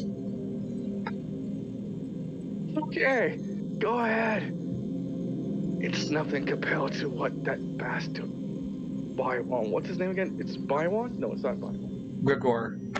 Greg, thank you. Nothing compared to what Gregor did to me. He grabs the head of the toxin to sink the teeth in the people. Go ahead. Make everything more glorious. It's going to be a blast. Arsene, you drop to both your knees. If you keep this pincer in you, you just grow from poison from 3. You already got to, we're already to 2. Now you're poison 3 because of the wound initially. Keeping it in you just reaches you to poisons 4, and you go unconscious, but then end death. Arsene, these are your last moments before you fade out of consciousness. Just pushes it out, realizing that would be his final moments. No, you can't stop it. You're going to, like, the poison, bite is going to continue to infest you with more poison. I have one final thing I must do. You can feel the joints of your body slowly giving out. You're barely able to keep yourself standing. He, gets He collapses to one knee and then falls to his side. Wayward son. Wayward son, please. Please come out. Please, I beg of you. Wayward Son appears weakly. Arsene struggles to take the Cimmerless out. Puts it right in front of Wayward Son. I'm sorry, my old friend. You were manifested out of my desire to be free. My freedom is what we only wanted. We could have lived just an idyllic life. Just a bunch of hobos roaming around the world free and lackadaisical if we wanted to. It kind of pets the crane of the neck. I fucked up everything up. And he slowly kind of grabs both the Cimmerless and Wayward Son at the same time. I'm not going to allow such a wonderful and beautiful anima like you to perish with me. And he kind of forces every drop of AP he has remaining into it.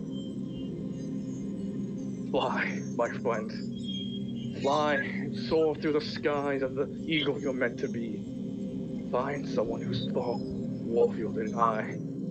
Make them happier than I ever was. Let them take the dream I was meant to take, but I was so I was blinded by my own foolish arrogance. You start coughing up on the poison.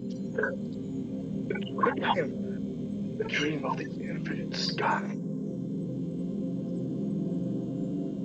With that, Wayward Son turns into an automatic anima user. Using the last wishes of its previous anima owner, it grabs the Cimmerless, gaining the ability for its own sentience, empowering itself, so Wayward Son does not perish but simply fly away as Arsene. There's a darkness that goes over your eyes, and your body lies limp slowly. But unlike when Crystal V disappeared, and we saw her resting in the clouds, oh no, Arsene. Your body snaps back from the poison. Gasping slowly.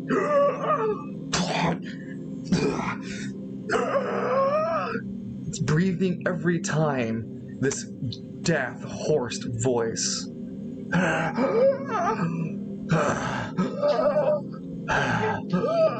No. You don't talk, Danny.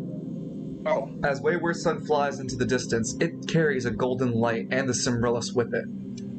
However, in East Bay, the body of Regulus Dumas stands back up, coughing poison toxins out of itself, before finally the wounds that had festered slowly stop. His skin begins to boil black, and it begins to take a different shape and form, growing taller, muscular, before finally reverting back to Gregor, snapping his shoulders in place. Damn. About time he fucking perished. Gregor? Sorry, hold on. Gregor has returned from the land of the dead. The chef just looks at all of the carnage like, hey yo, what the fuck? No, he would smile at it. This is the perfect place for my rebirth. He uses the dead corpses including the anima user to Make those goddamn motherfuckers. Yup.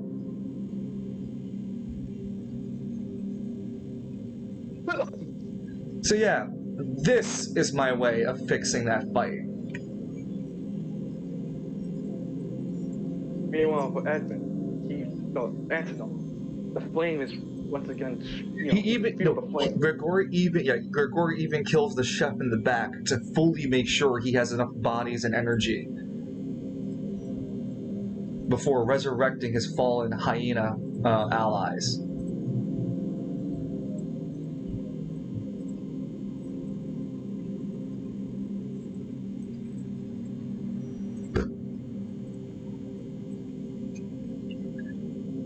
And Byron's like, huh, that's interesting. Gregor's back.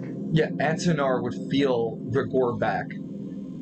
He would look to the skies towards where Gregor's rejuvenation was and go, "Brother, you've returned, haven't you? And I feel that you are not alone." And oh no, brother, I am not. And in even more capable hands, in a more suitable place for my kingdom to rise.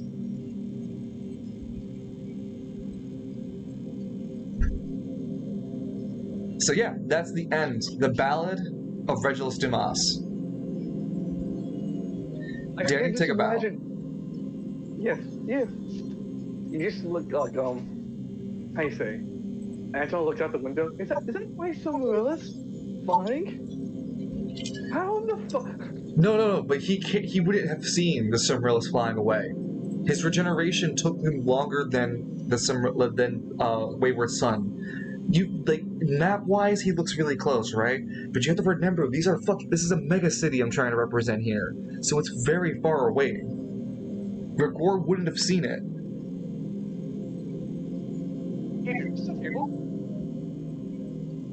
I know, Game Night was watching.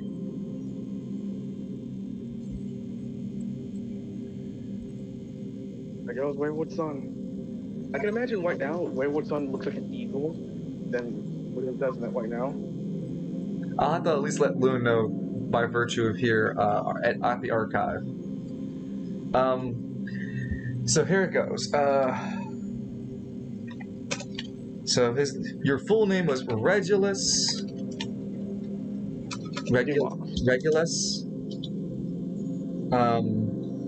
Arsene Dumas, the fabled ruby finger thief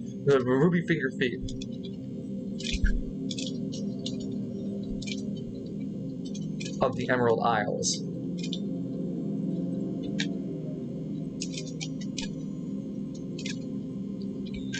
Has retired.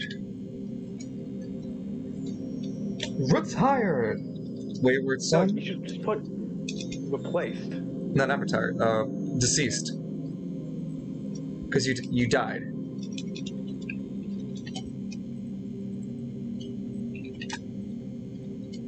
Wayward Son.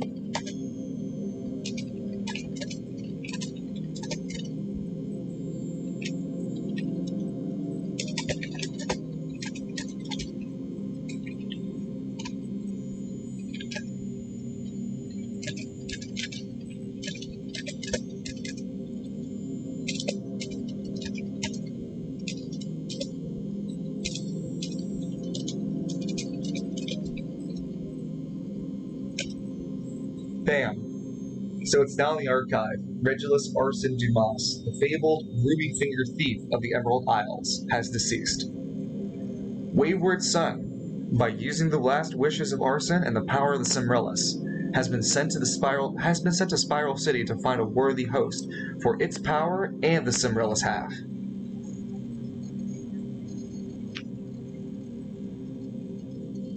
Oh no, Arsene really did kill those penny men at the end, / sarcasm.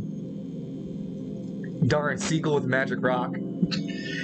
Hey yo, I write it better than Aweki though, don't I? Iraqi? So, Old Son lost. Did you like the ending, Danny? Did I write it nice enough for you? I didn't see that twist at the end. It's like one, what's this guy's name? Evie would know. When this guy took off the mask, he's like, "It's me." It's me, Austin.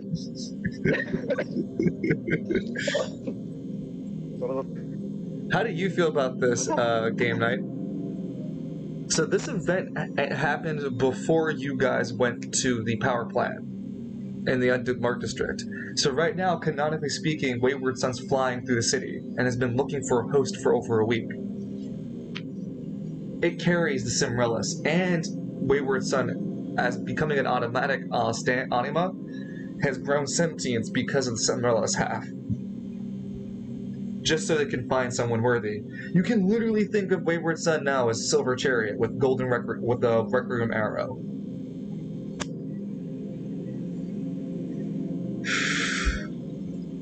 That's the best way of putting it. Damn. How do you feel like Maybe making I part should- 5, Line? Like you see, like Gregor said, damn. Maybe I should have tried to have the idiot die with the Simrons. He wanted you to die with the Simreless on him. He knew you would have died with it on him. But when he finds out that he can't find it, which he will, he'll be really Well, it's fucking been pissed. a week. You mean you didn't notice a week? I'm talking about in roleplay wise. Right now, we're still imagining that he's, getting ready to play, setting himself up, and looking through the corpses and looking where the fucking Simrellis is. Wayward Son's long since gone and has been flying around Spiral City for over a week. He would have figured it out that it's been gone and been fucking furious about it, and taking his frustration out on East Bay. Because even without the Simrellis, he's still fucking powerful.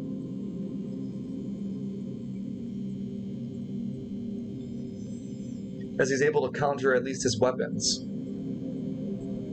So yeah, East Bay has some real shit happening. Wait a minute. Line have a character that's crippled and now had a character that made Chariot Requiem. Denny's just pulled a wrath. Jenny, you're everything you've always hated. How do you feel? I put the mic real close to your face to get your, a statement. I'm feeling very allergic to myself right now.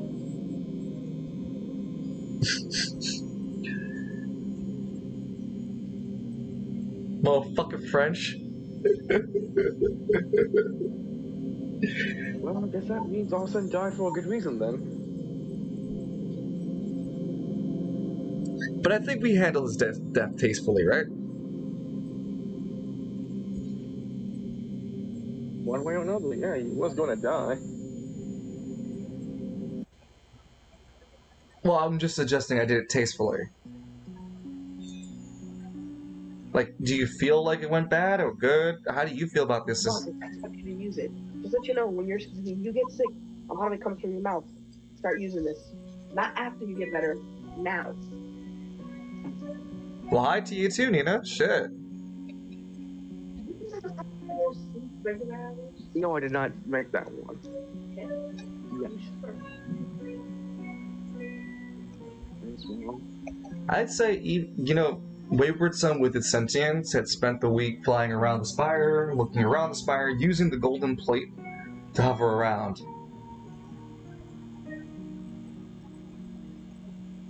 Being able to swap shiny objects, making a nest for itself on the spire. And she's like, look, that. Well, it'd be Edmund. Damn, now I have to go track an aviator's fucking movement. No one said anything about hunting boards. Yep, makes sense. Gregor refuses to pass now until he fight with, his name is now renamed from Myron to now Anatar. And from the Bright Lord to the Lord of Gifts. So let's actually take some time for me to develop a little bit about Anatar since I'm doing the rewrite, and now it's been proven that Gregor is alive. Well, he's come back through the death of Arsene. So, some of the key notes that you guys should be aware about Anatar and the rewrite is some of the following. One, from Myron to Anatar, he's no longer a foreigner. He actually grew up here in Spiral City. Where exactly, you'll have to talk more with him. But it can be heavily assumed he's grown up in the Market District, as the Sauntering Stallion has turned from him taking it over from Pytar Grimtongue to it being a family estate that him and his family has always owned. There's a retelling of Myron's backstory going into Anatar, the Lord of Gifts, and the abridged version goes the following. Anatar and Gregor lived a quite seemingly normal life together in Market District. By this time of age of the story, that they're around 13, 14. They're coming to age of knowing their heritage. That is something that I can't get into further right now. But their parents have been trying to keep it away from them as well, including the full, completed Simrellis. However, around their 15th and 16th birthday, 15th or 16th birthday, I haven't decided yet, Grigor and Anatar are given both their fragments of the Cymrillus, and were charged to leave the market district and the Saltang Stallion altogether, in fear of being retributed and hunted down for the pieces. They were told to never give their halves to anyone that wasn't worthy, and to defend it with their lives. And they both fled the market district. Grigor really took the message to heart and fled as far as he could, where Anatar couldn't find himself to leave the market district because it was his home, and fled to the nearby Aristotle district until things cooled off. In their time away from home and with the Cymrillus in hand, both brothers slowly lose themselves to the influence and the power of the Cymrillus. Both of them turn into sworn enemies of each other overnight, nearly, as they realize that they now will have to fight each other for the power of the Cymrillus.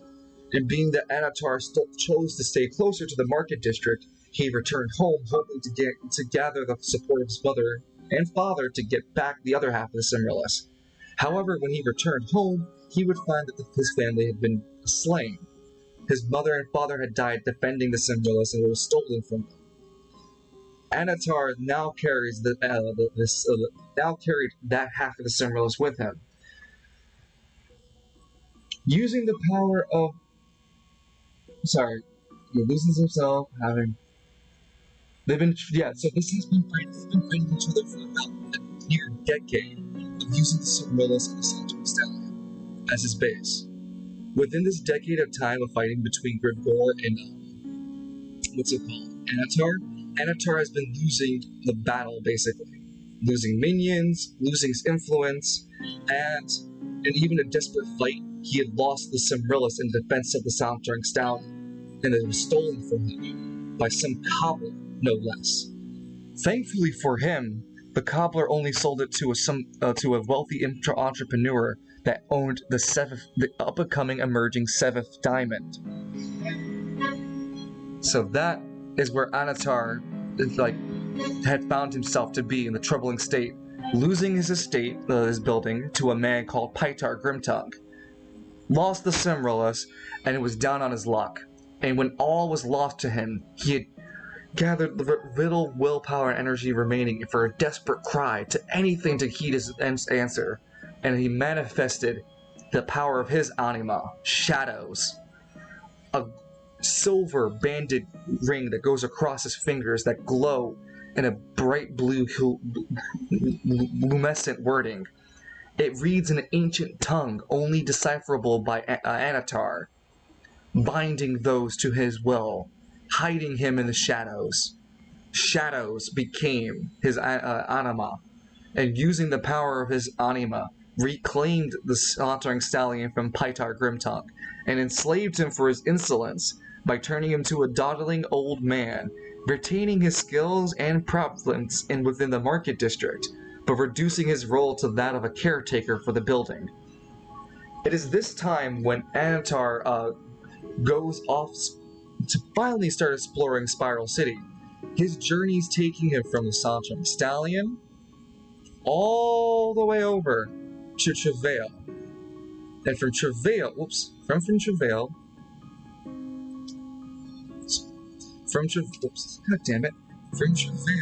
he traveled from this bus line, the scenic route, looking throughout all of Travail, ending himself up at what now is known as the Kaiju event, meeting Squad Zero for the first time and establishing friendship with Lance. Well, hello there, Lance. I am Anatar, the Lord of Gifts. I do believe we'll become such tight, good friends. Don't you agree? Here, want a stone? Huh? Here, take this. And Lance gives him the black hole sun fragment. Holy shit! Hold on, let me also bring up the token for Anatar. That did canonically happen. Lance did give him the fucking fragment. Yeah, hey, you want to hold the stone? What the fuck? No, Anatar would have taken the black hole sun and would have reviewed it as well and giving you the feedback that it's a fragmented... he would have told you there's 3 pieces to the bigger whole, and it's a powerful artifact that he can't destroy. It wields power greater than what he might find himself finding with the Cymrillus. And he personally worries that he might find himself an enemy against such power like you will, Lance.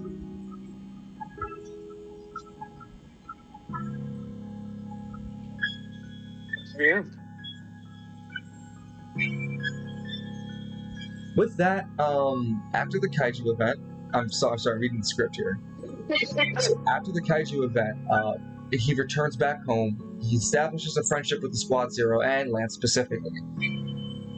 He starts to run the store legit for a little while in a desperate bid that, hey, maybe if running the store legit could help me bring business, it could bring me people to bring me information. And with that sense of logic, he returned to the Sanjay Stallion, ran the business legit, and would eventually come across a cowboy coming into his establishment. And we know this to be Edmund. Edmund and the Anatar take the oath together and bind themselves to look for the Cimrillus. After recovering the Cimrillus from the 7th Diamond event, with Edmund destroying the 7th Diamond as a cause of it, Anatar finally returned to his full power and relearns his ancestral powers. He begins drafting the idea for HOA, which is the humanization of anima users, which is HOA, humanization of anima users. Let me write this down too, so I don't keep forgetting. Humanization of anima users. When he drafts this idea, Anatar and Edmund sign up for the King of Anima tournament, but both have to resign after learning of Lance's condition. Anatar and Edmund joined the tournament because Edmund talked about his father being there, and Anatar spoke him into fighting his father again. However, when they both found out that the Black Hole Sun had such devastating effects to the city, they both had to resign to help Lance. Anatar eventually leads up to the Market District event, where he then uses his powers with Cimrillus to manipulate the captain during the Market District lockdown. And now he's currently working on a mask to conceal his presence while he uses the Cimrillus. He's unaware. He is now aware of Rigor coming back.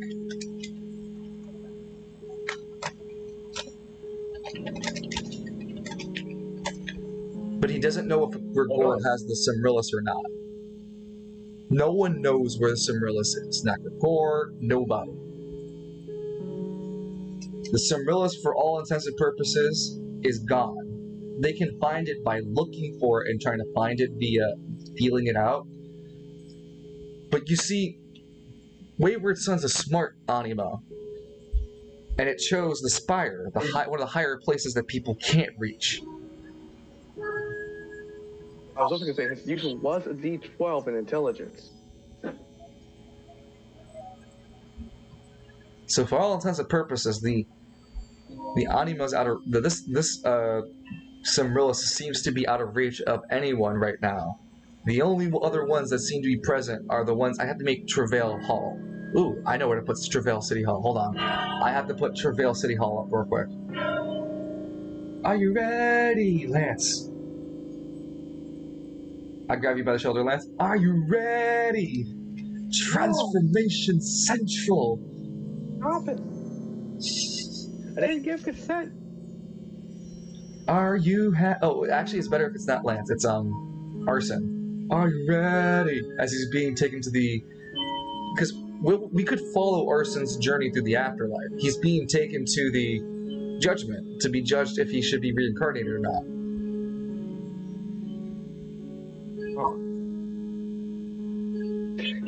Austin just looks left and right from inside the car. I can imagine. It's a terrifying cacophony of spirits, souls dancing in macabre colors of green, red, black, yellow, and different intimidating colors of shades of faces, people you've seen before murdered, aspects all around you dancing. As a quite apathetic minotaur sits in the interim of this tunnel. At the end of it, you see a white light. The Minotaur is waiting for you to approach, but doesn't hurry you along. It doesn't really care.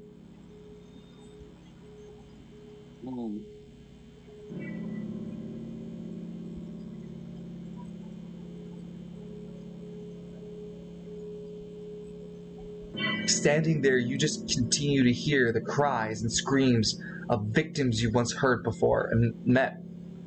You know it specifically, as every time you hear them scream, memories continue to flush over your mind over and over and over again. As Austin slowly gets to move on, I guess I don't have much to say to say I kind of regret doing the things I did. The Minotaur looks down at you, dropping this book in front of him. It wears a surprisingly clean outfit. It looks at you with rather uncaring eyes. Come now, Mr. Dumas. You've carried yourself with such decorum in your entire life. You know exactly where you're going. There is no penance for your actions.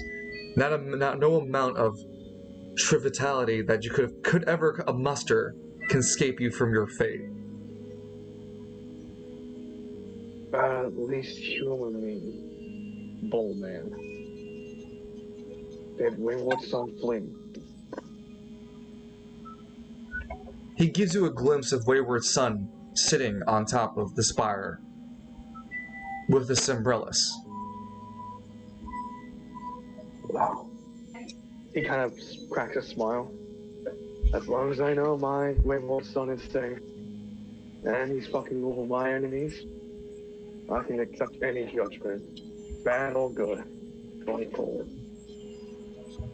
You've been for the consecutive murders of up to 39 victims. You were never convicted in life, Arsene, for any of them, and you walked a free man your entire life. You are hereby sentenced to non-existence. And with that, Arsene feels his legs slowly disappear. The sensation is as if being ripped to 1,000 shreds, every nerve, every ending, and an agonizing sort of pain. And there is nothing left underneath. It's like as if Arsene's being personally shredded to pieces like paper, leaving nothing behind. As Arsene is fading, even the name Arsene, Regulus Dumas, is being erased from existence. The ruby-fingered villain thief, his glory no more, Wayward Son, the only retainer of this information and knowledge, because of the power of the Cymbrellus. Arsene exists no more.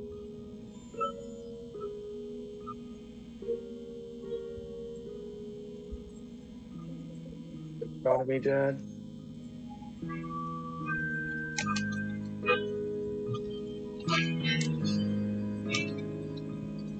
This means that Arsene cannot be revived. His soul cannot be revived. His presence cannot be revived. There is nothing that can bring Arsene back. He has been removed from existence. Gotcha. Nothing can bring back Arsene. Yep. He's gone. Someone tell Kalis. He'll be happy. I do hope so. Not only is Arsene dead, but with his death comes Gregor's revival.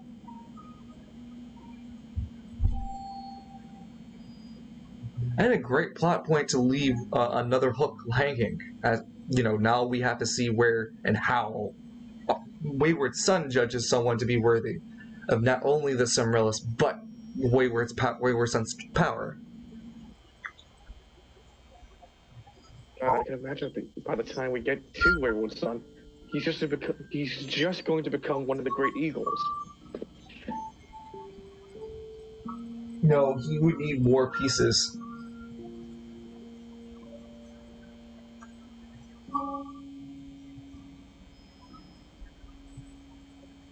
Oh, 07. At least Arsene did one clean heist on screen.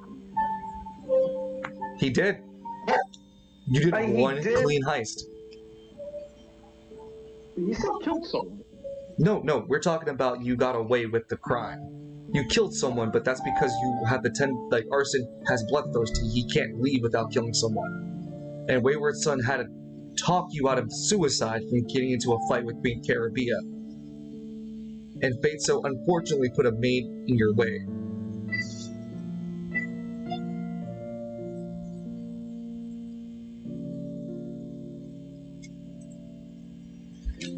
La Travail City Hall.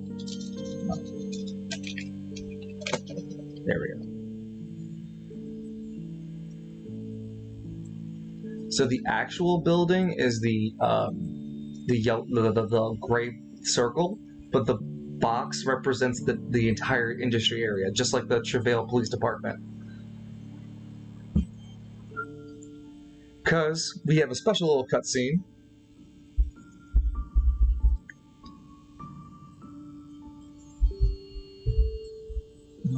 Did I not? Okay, so I don't have the token here. Okay, that's fine. I know the token's down here. We have a special cutscene with the other Cimrillis user. Because as usual, I don't usually have the time to talk about all the characters in roleplay, but everyone's doing their own thing. Including Richard Turkey and Alora. Alora, sitting in her office. She had graciously upgraded herself to a penthouse sort of accommodation, including getting her close friend, non-binary friend, Deborah Livingtell. And Alora and Deborah Livingtell had been basically living in City Hall, basically for free, after gaining the ability of the Cimrillis in her hands. Alora had been learning slowly but surely how to use the power of the Cimrillis to her manipulation. And it began with Richard Turkey. She's the reason why Richard Turkey's campaign began to take a complete 180. Her interest in making sure that Richard Turkey didn't lose the power that she suddenly gained was vital to her. Using the Cimrillis, she's manipulated Richard Turkey under her control. Alistair saw it during the, the coronation for the Squad Zero when she made an appearance. Might want to write that down somewhere, Danny. She had to make a public appearance for ceremonies. Much like the Ranger did too. Dude, I went a bowl. Oh, no, I'm saying that specific detail, probably how to draw her out. Oh, to be fair, out. We met even earlier than that, way before that. Yeah. She met Alistair at the police station. That too, yep. Yeah, that was all. Dude, I remember stuff.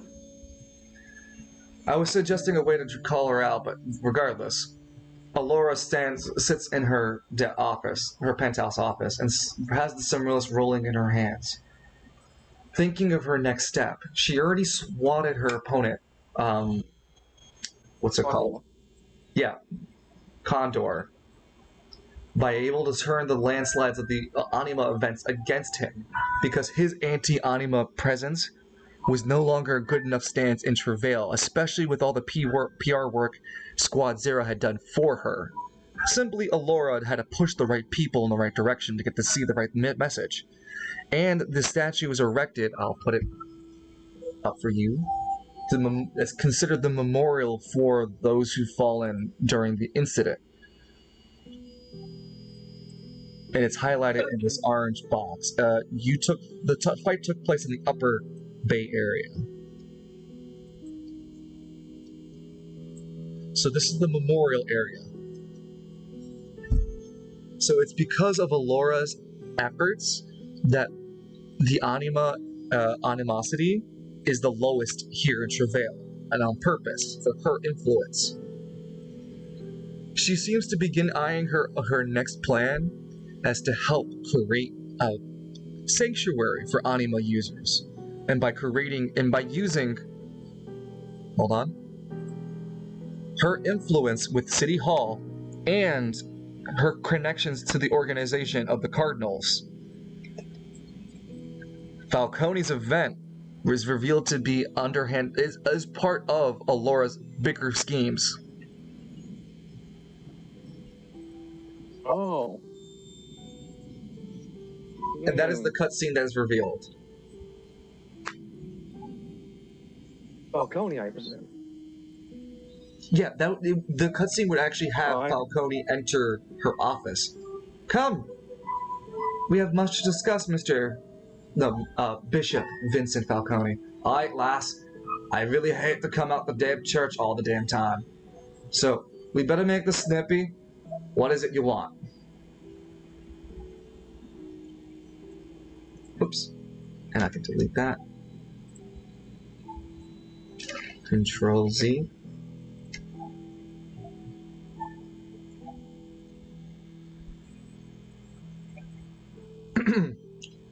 Lassie. What is it? She clearly puts away the Cimralus. No, not needing it at all. Come, Bishop Vincent. No, Bishop Falcone now, isn't it? Aye, lass. You've been doing your homework, I suppose, with the Cardinals. So you know who I am. I frankly don't know and don't probably care about who you are, though. Come now. Is there any way to treat such a lovely lady in your company? She gives a small smile. Falcone rolls his eyes. I'll bite. Who are you? My name's Alora Flamewrath. I'm the assistant to Richard Turkey. That idiot? Yes. That I don't idiot. even know how the hell you got him to fucking play along to your fiddle. Oh, Is there any well, whiskey around you? I suppose you can say that I have a way or two with jewelry. She smiles. Now, on to our meeting, Mr. Vincent. Can I call you that? No, no one calls him Vincent. No one goddamn calls me Vincent. Okay. What was the whiskey? I don't have any whiskey on hand, unfortunately. It got a bottle out of nowhere.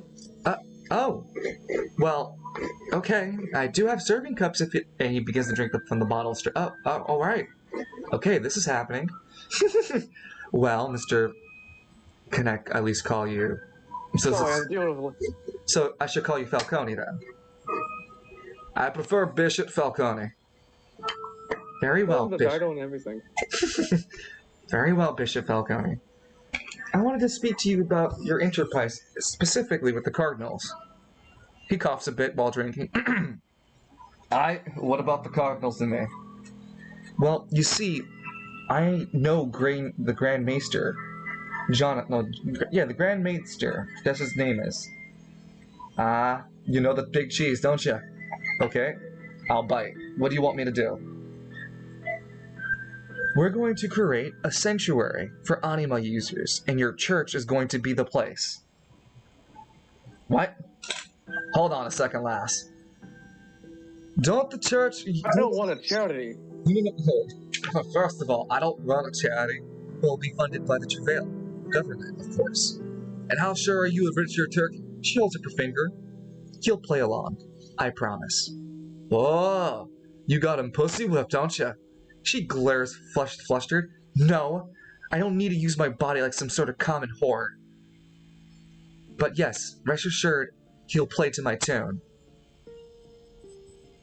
Okay, so you want me to turn my church into a sanctuary for anima users? Yes, specifically funded by Travail. And what about the Cardinals' gun racketeering happening in the church? Clearly, if you know about the Cardinals, you know about the gun racketeering, which I go on record to say I don't take any part of it.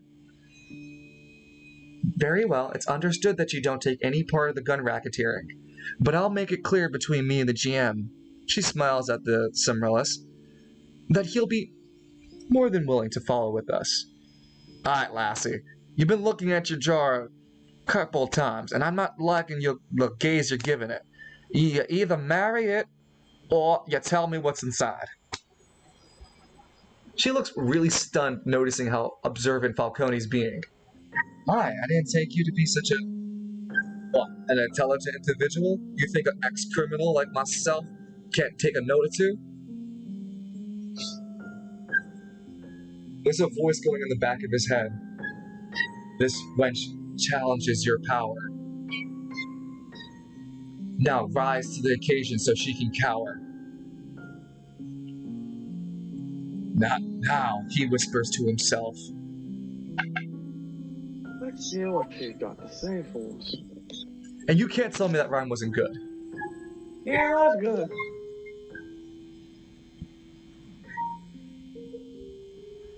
Falcone adjusts his shoulders, recovering himself before becoming the beast.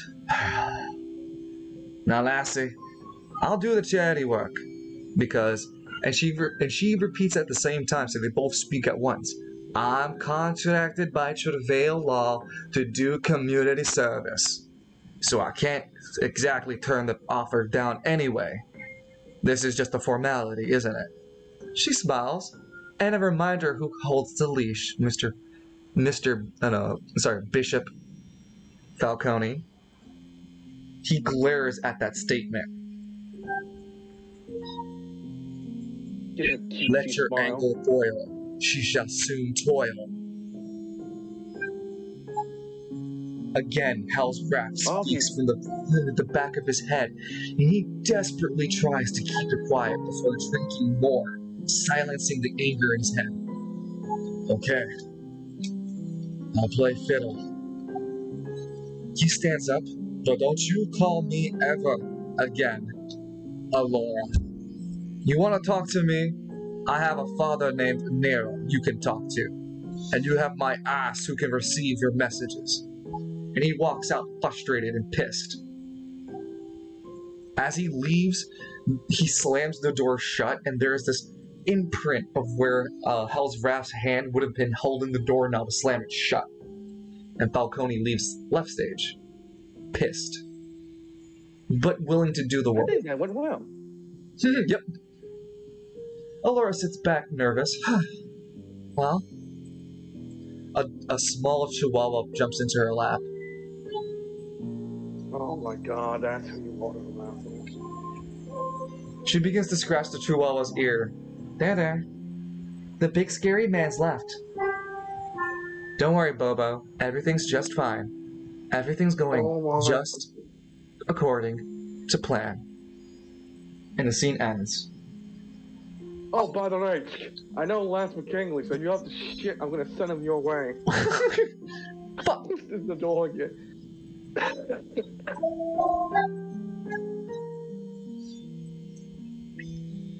And with the only any remarks I have for you about your realization about Alora,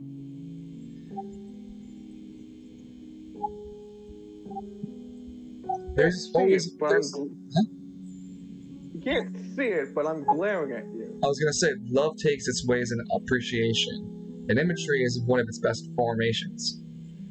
It doesn't demonstrate the current feeling I have for the person, but I definitely screen capped the person that I wanted for overarms. And I think that's fair enough. I mean, the same can be said for Kokoro Junper.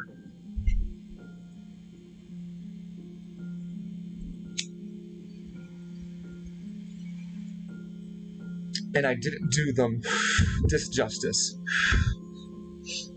I didn't turn their character into some slobbering idiot because of X anger. I like to think I'm doing a damn good job. I'm honoring what portion of them I actually loved. You know?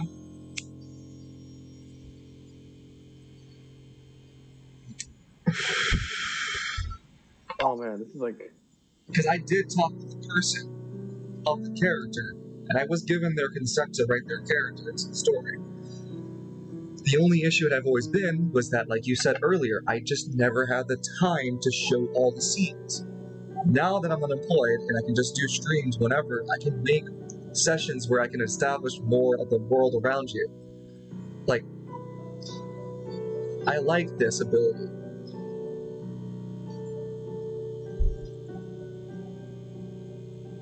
And so she has always been part of the roleplay. You've undoubtedly seen her when we had dealt with the first time with the Ranger. Sure, she didn't have a presence, but that's because at the time I was also not sure what the fuck to do with the character. But over time, it just written itself out the way that I wanted to talk with the person with. But you can't have your cake and cookies at the same time. Are you still on the call? Evie's still in the call, but yeah. Yeah, I just got back because I didn't want to say I was back yet because. Oh man, you missed a lot of shit. What did you miss out on? I know. Apparently, Arsene's dead. Yes. He's and removed from a existence. GoBot has the Cimmerillus. Yes, Wayward Son has the Cimmerillus. It's also gained sentience. The GoBot? Yes. And there's been another cutscene with Travail City Hall between Falcone x Laura. Yeah, I came for the end of that. Something anima detection. Yep. Allura strong-armed Falcone to realizing that he has no choice but to do what she's requesting of him, and turning the church into a orphanage for stranded anima users from the incidents of the market district, because she too has access to the box network. Oh, did that finally come out? Yes, it has. That piece finally come out? It has come out, yes.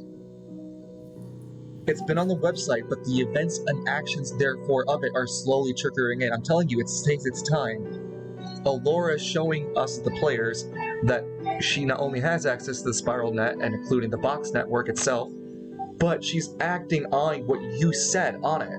The market district is demonizing Anima's users. She's taken the opportunity to create an orphanage, a sanctuary for those who are being removed and misplaced in the market district, for them to be safely transported towards Travail through the church of the guise of the Cardinals.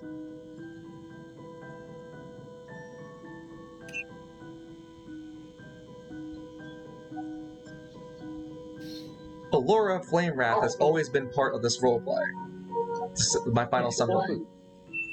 Yeah, and she's going to become a major character anyway because of the Cimmerillus. And Gregor's back. How the fuck did Gregor come back? So, to explain that, Gregor and Anatar have special lineages. I cannot go into it further than that. I will tell you it's no longer the fantasy reference that the original player wanted, because I had to rewrite a lot of things. Yes, Kalis. I had to rewrite a lot of things. So Gregor and Anatar are part of a special heritage of ancestry. Only you, the players, not the characters, know this. They have a death mark. If you kill them, they haunt you until you give them up, until you die, and they can reanimate through your body. They have been doing this for a very long time. It's assumed. They're family. Does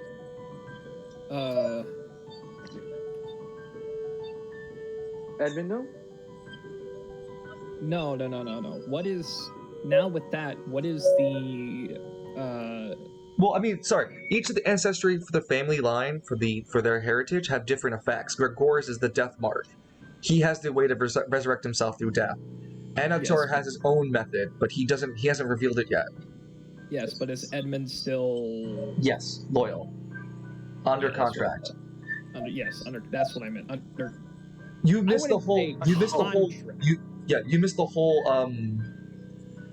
whole retelling. But essentially, Anatar and his family has basically lived in the market district for a very long time until they were 15, 16, where at that age they were given their Cimmerillus pieces and forced to flee their family home, the Southern Stallion. When they came, when told to flee, Gregor fled further. Anatar stayed closer to the Iron Startle district. When they were far away from their mother, though, and father, they both began to fall influence to the Cimmerillus. When they did, they swore to become enemies with each other because of the power of the Cimmerillus and their heritage and how it interacts with the Cimmerillus. Anatar returned back to his family home. Gregor didn't. Anatar thought that he could return home to his mother and father to try to convince them to join his side. However, he returned to see that their mother and father was slain. Again, not every portion of the family has the death mark ancestry. That's just a Gregor-only thing. But their mother and father were admirable fighters and magicians. So killing those two are not just some small feat. The only clue Anatar has of the people who've killed his family was a calling card reading men in suits. He doesn't know what it means. Anatar then spends a decade looking for answers, using his wealth, losing it slowly, having to fight off Gregor's constant advances for his Cimrillus, because they continue to fight each other in proxy wars, which Anatar loses over the decades. Which finally leads us up to the current story, right? Where Anatar has lost his wealth, basically lost his wealth. He lost the Cimrillus in defending the Sauntering Stallion. And the Cretan who stole it sold it to a wealthy entrepreneur in the up-and-coming 7th Diamond. Anatar, down on his luck and everything, prayed in desperation to his ancestry line, to the lost heritage, to his noble family. And in that desperation, he created his anima, Shadows. The ability for him to use a ring-like anima to slip into the anima force to become invisible, or his AP2, where he can dominate individuals using the ring. When he creates his ring, he travels around. He first gains back the Sauntering Stallion, manipulating Piter Grimtongue into becoming a permanent caretaker and the custodian for his estate, the Sauntering Stallion. Now that he secured himself in his base, he began looking through Travail, using the power of the Cimrillus, and finding himself that the Cimrillus was indeed in Travail. However, he was just off the mark. If you can see, right here is the Kaiju event. This is where the Cimrillus was. Really? No, Evie's still here, I think. Still here. Yeah, no, I'm listening. Okay. With that said, and Anatar already knows who owns one of the pieces of the Cimrillus. correct. When he had that moment in the 7th Diamond, he knows. He knew Gregor owned it and some sort of female. And you told him that the female's name is Alora Flamewrath, so he knows her by face and identification, like face and name. And that she was last seen as the assistant to Richard Turkey? Yes, Richard Turkey. Yeah. Yeah, because he got that from the first phone call. All right. And then the third phone call gave him a tattoo. God. Lamau. Yes. It pulls up a hot iron. You ready for this, bitch? No. I didn't. Okay, so hold on. The retelling's not done yet. Because as he travels into the Kaiju event, he meets Squad Zero, makes friends with Lance McKinley specifically. Hello, Lance. I am Anatar, Lord of the Gifts. Hey, you want the stone? He grabs the stone. Yo, what the fuck's the stone? Hey, yo, G, this stone has 3 halves. Putting it together is a bad idea, and it's sentient. It's evil, so be careful. Plus, I love you. Come on. What? What was that last part? Anatar walks away without elaborating further. What was that last part, Anatar? Anatar elaborates no further. As it's just a retelling. It's a joke. It's a joke. It's all it's meant to be. I don't look. I don't care that you're into men, but Lance. I'm sorry. I gotta kind of draw the line there. I don't think. No. You don't understand. There's something about the muscles, the unintelligence, the grease monkey. I know for a fact Lance likes thick wiener, okay? But Lance? I can easily manipulate him. That's what I'm trying to get at. So I want to keep him very close. Okay. Like, Lance is holding back Platonis. Guys, can we not have this conversation? Hey, no. Wait, Edmund. You and Lance are having Lance is fighting Plutarchus, who's coming closer, and Edmund goes, "Hey, Lance!" And Lance looks over his shoulder. You want to see me do a flip? Edmund, I don't have time to. Edmund does the flip, but when he does the flip, Dustin Ashes is helping him, so it's not really on his own. It's like the Heavy trying to do the flip from Team Fortress 2. He just falls. You don't fall. Dustin Ashes helps you do a flip, but Lance sees it. Oh, that's pretty rad. It gets decked by Plutarch. Hey, Plutarchus, I got some information about Lance. Depends on how himbo it is. He enjoys thick wiener.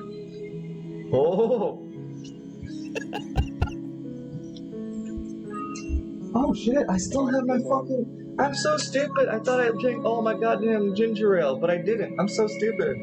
What? I can't believe that we have. I was getting thirsty for no reason. Right after the comment of.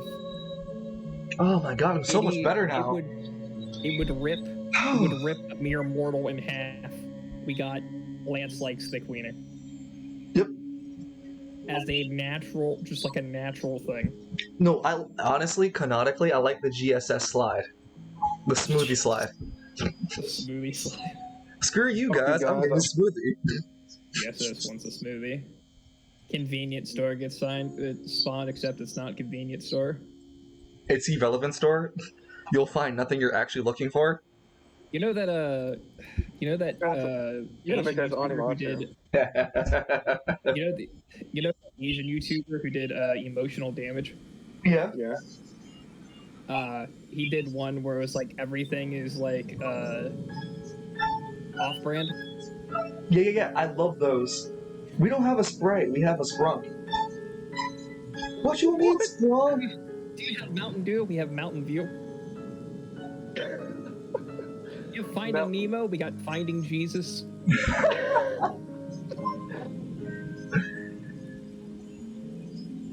I'm sorry, I'm just stretching. Okay, just to make sure you're kept up to date with his timeline for Anatar. Anatar, as soon as he recovers the Semiramis from the Seventh Diamond, he relearns his ancestry power, meaning before he had it, he kind of forgot who Grigor was and everything. It was at that moment he remembered Grigor, he found out about Allura, but not her name yet, and remembered his oath to gather the Semiramis, to bind it together, and to become the king of the king from under the spire. He reveals this information to Edmund. So Edmund, you know that, personally speaking, he has to have some sort of if his heritage is forcing him to get the Semiramis, he has to have some sort of upper spire connection. Oh god. But he fables himself after the king of Under the Spire, a story once told about how there was this sort of kingdom around the spire before it grew into its massive height. The kingdom was smaller, and the spire was still the center. However, the upper spire wasn't really there. The places wasn't as big. You gotta understand.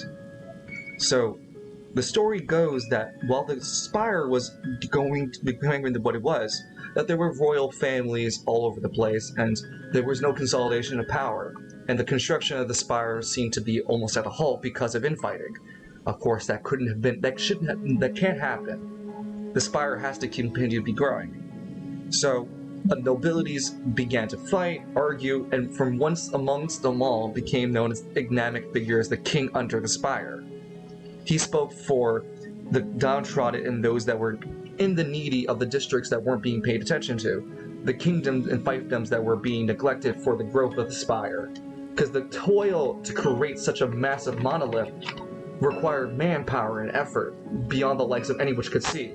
And only this man, this noble, spoke in behalf of those that were downtrodden and poor. He full-fledgedly took on the wrath and curbed the efforts against the spire. It was because of his actions and humanitarianism that he was named King Under the Spire, and gained rights and basically did what he could to keep the slavery and the abuse of creating the spire to as minimum as possible. Not to say it didn't still happen. The story ends with the unfortunate assassination of this king. As it's said, it's believed that the nobles got tired of his influence, and after a series of vital constructions were completed, he was killed. Oddly enough, the dagger, the weapon that was used, the dagger, was historically found and preserved, but the fingerprints upon it revealed that the dagger was used by the supposed king of had fingerprints that belonged only to one set of hands, implying that the king under the spiral killed himself, or used the dagger on himself. It's not sure. So, okay. The thing is about the King of the Under the Spire, right? Is Edmund, you know that as a fairy tale, and you would have also put the lines together that Anatar looks fucking close to that character. I thought you were going to say that the knife Edmund is currently carrying has similarities to the one that assassinated the king. I mean, That's it. no. I was about to say, wait a minute, that should be a legendary relic then, not a rare relic. Yeah, but no, not for that convenience. But no, Edmund, these are the facts that you would know of Anatar at this point. You learned this as soon as he remembers his ancestry power, so you guys spend some time talking about it, and you both draft HOA, humanization of anima users. You both are drafting this. It's not in fruition just yet, this timeline, because you both joined the King of Anima tournament because you find out your father was going to take place in it. And Anatar, being the Lord of Gifts that he is, gives benevolence to his subjects, plus he helped you take the anxiety off the edge by helping join the fight and fray.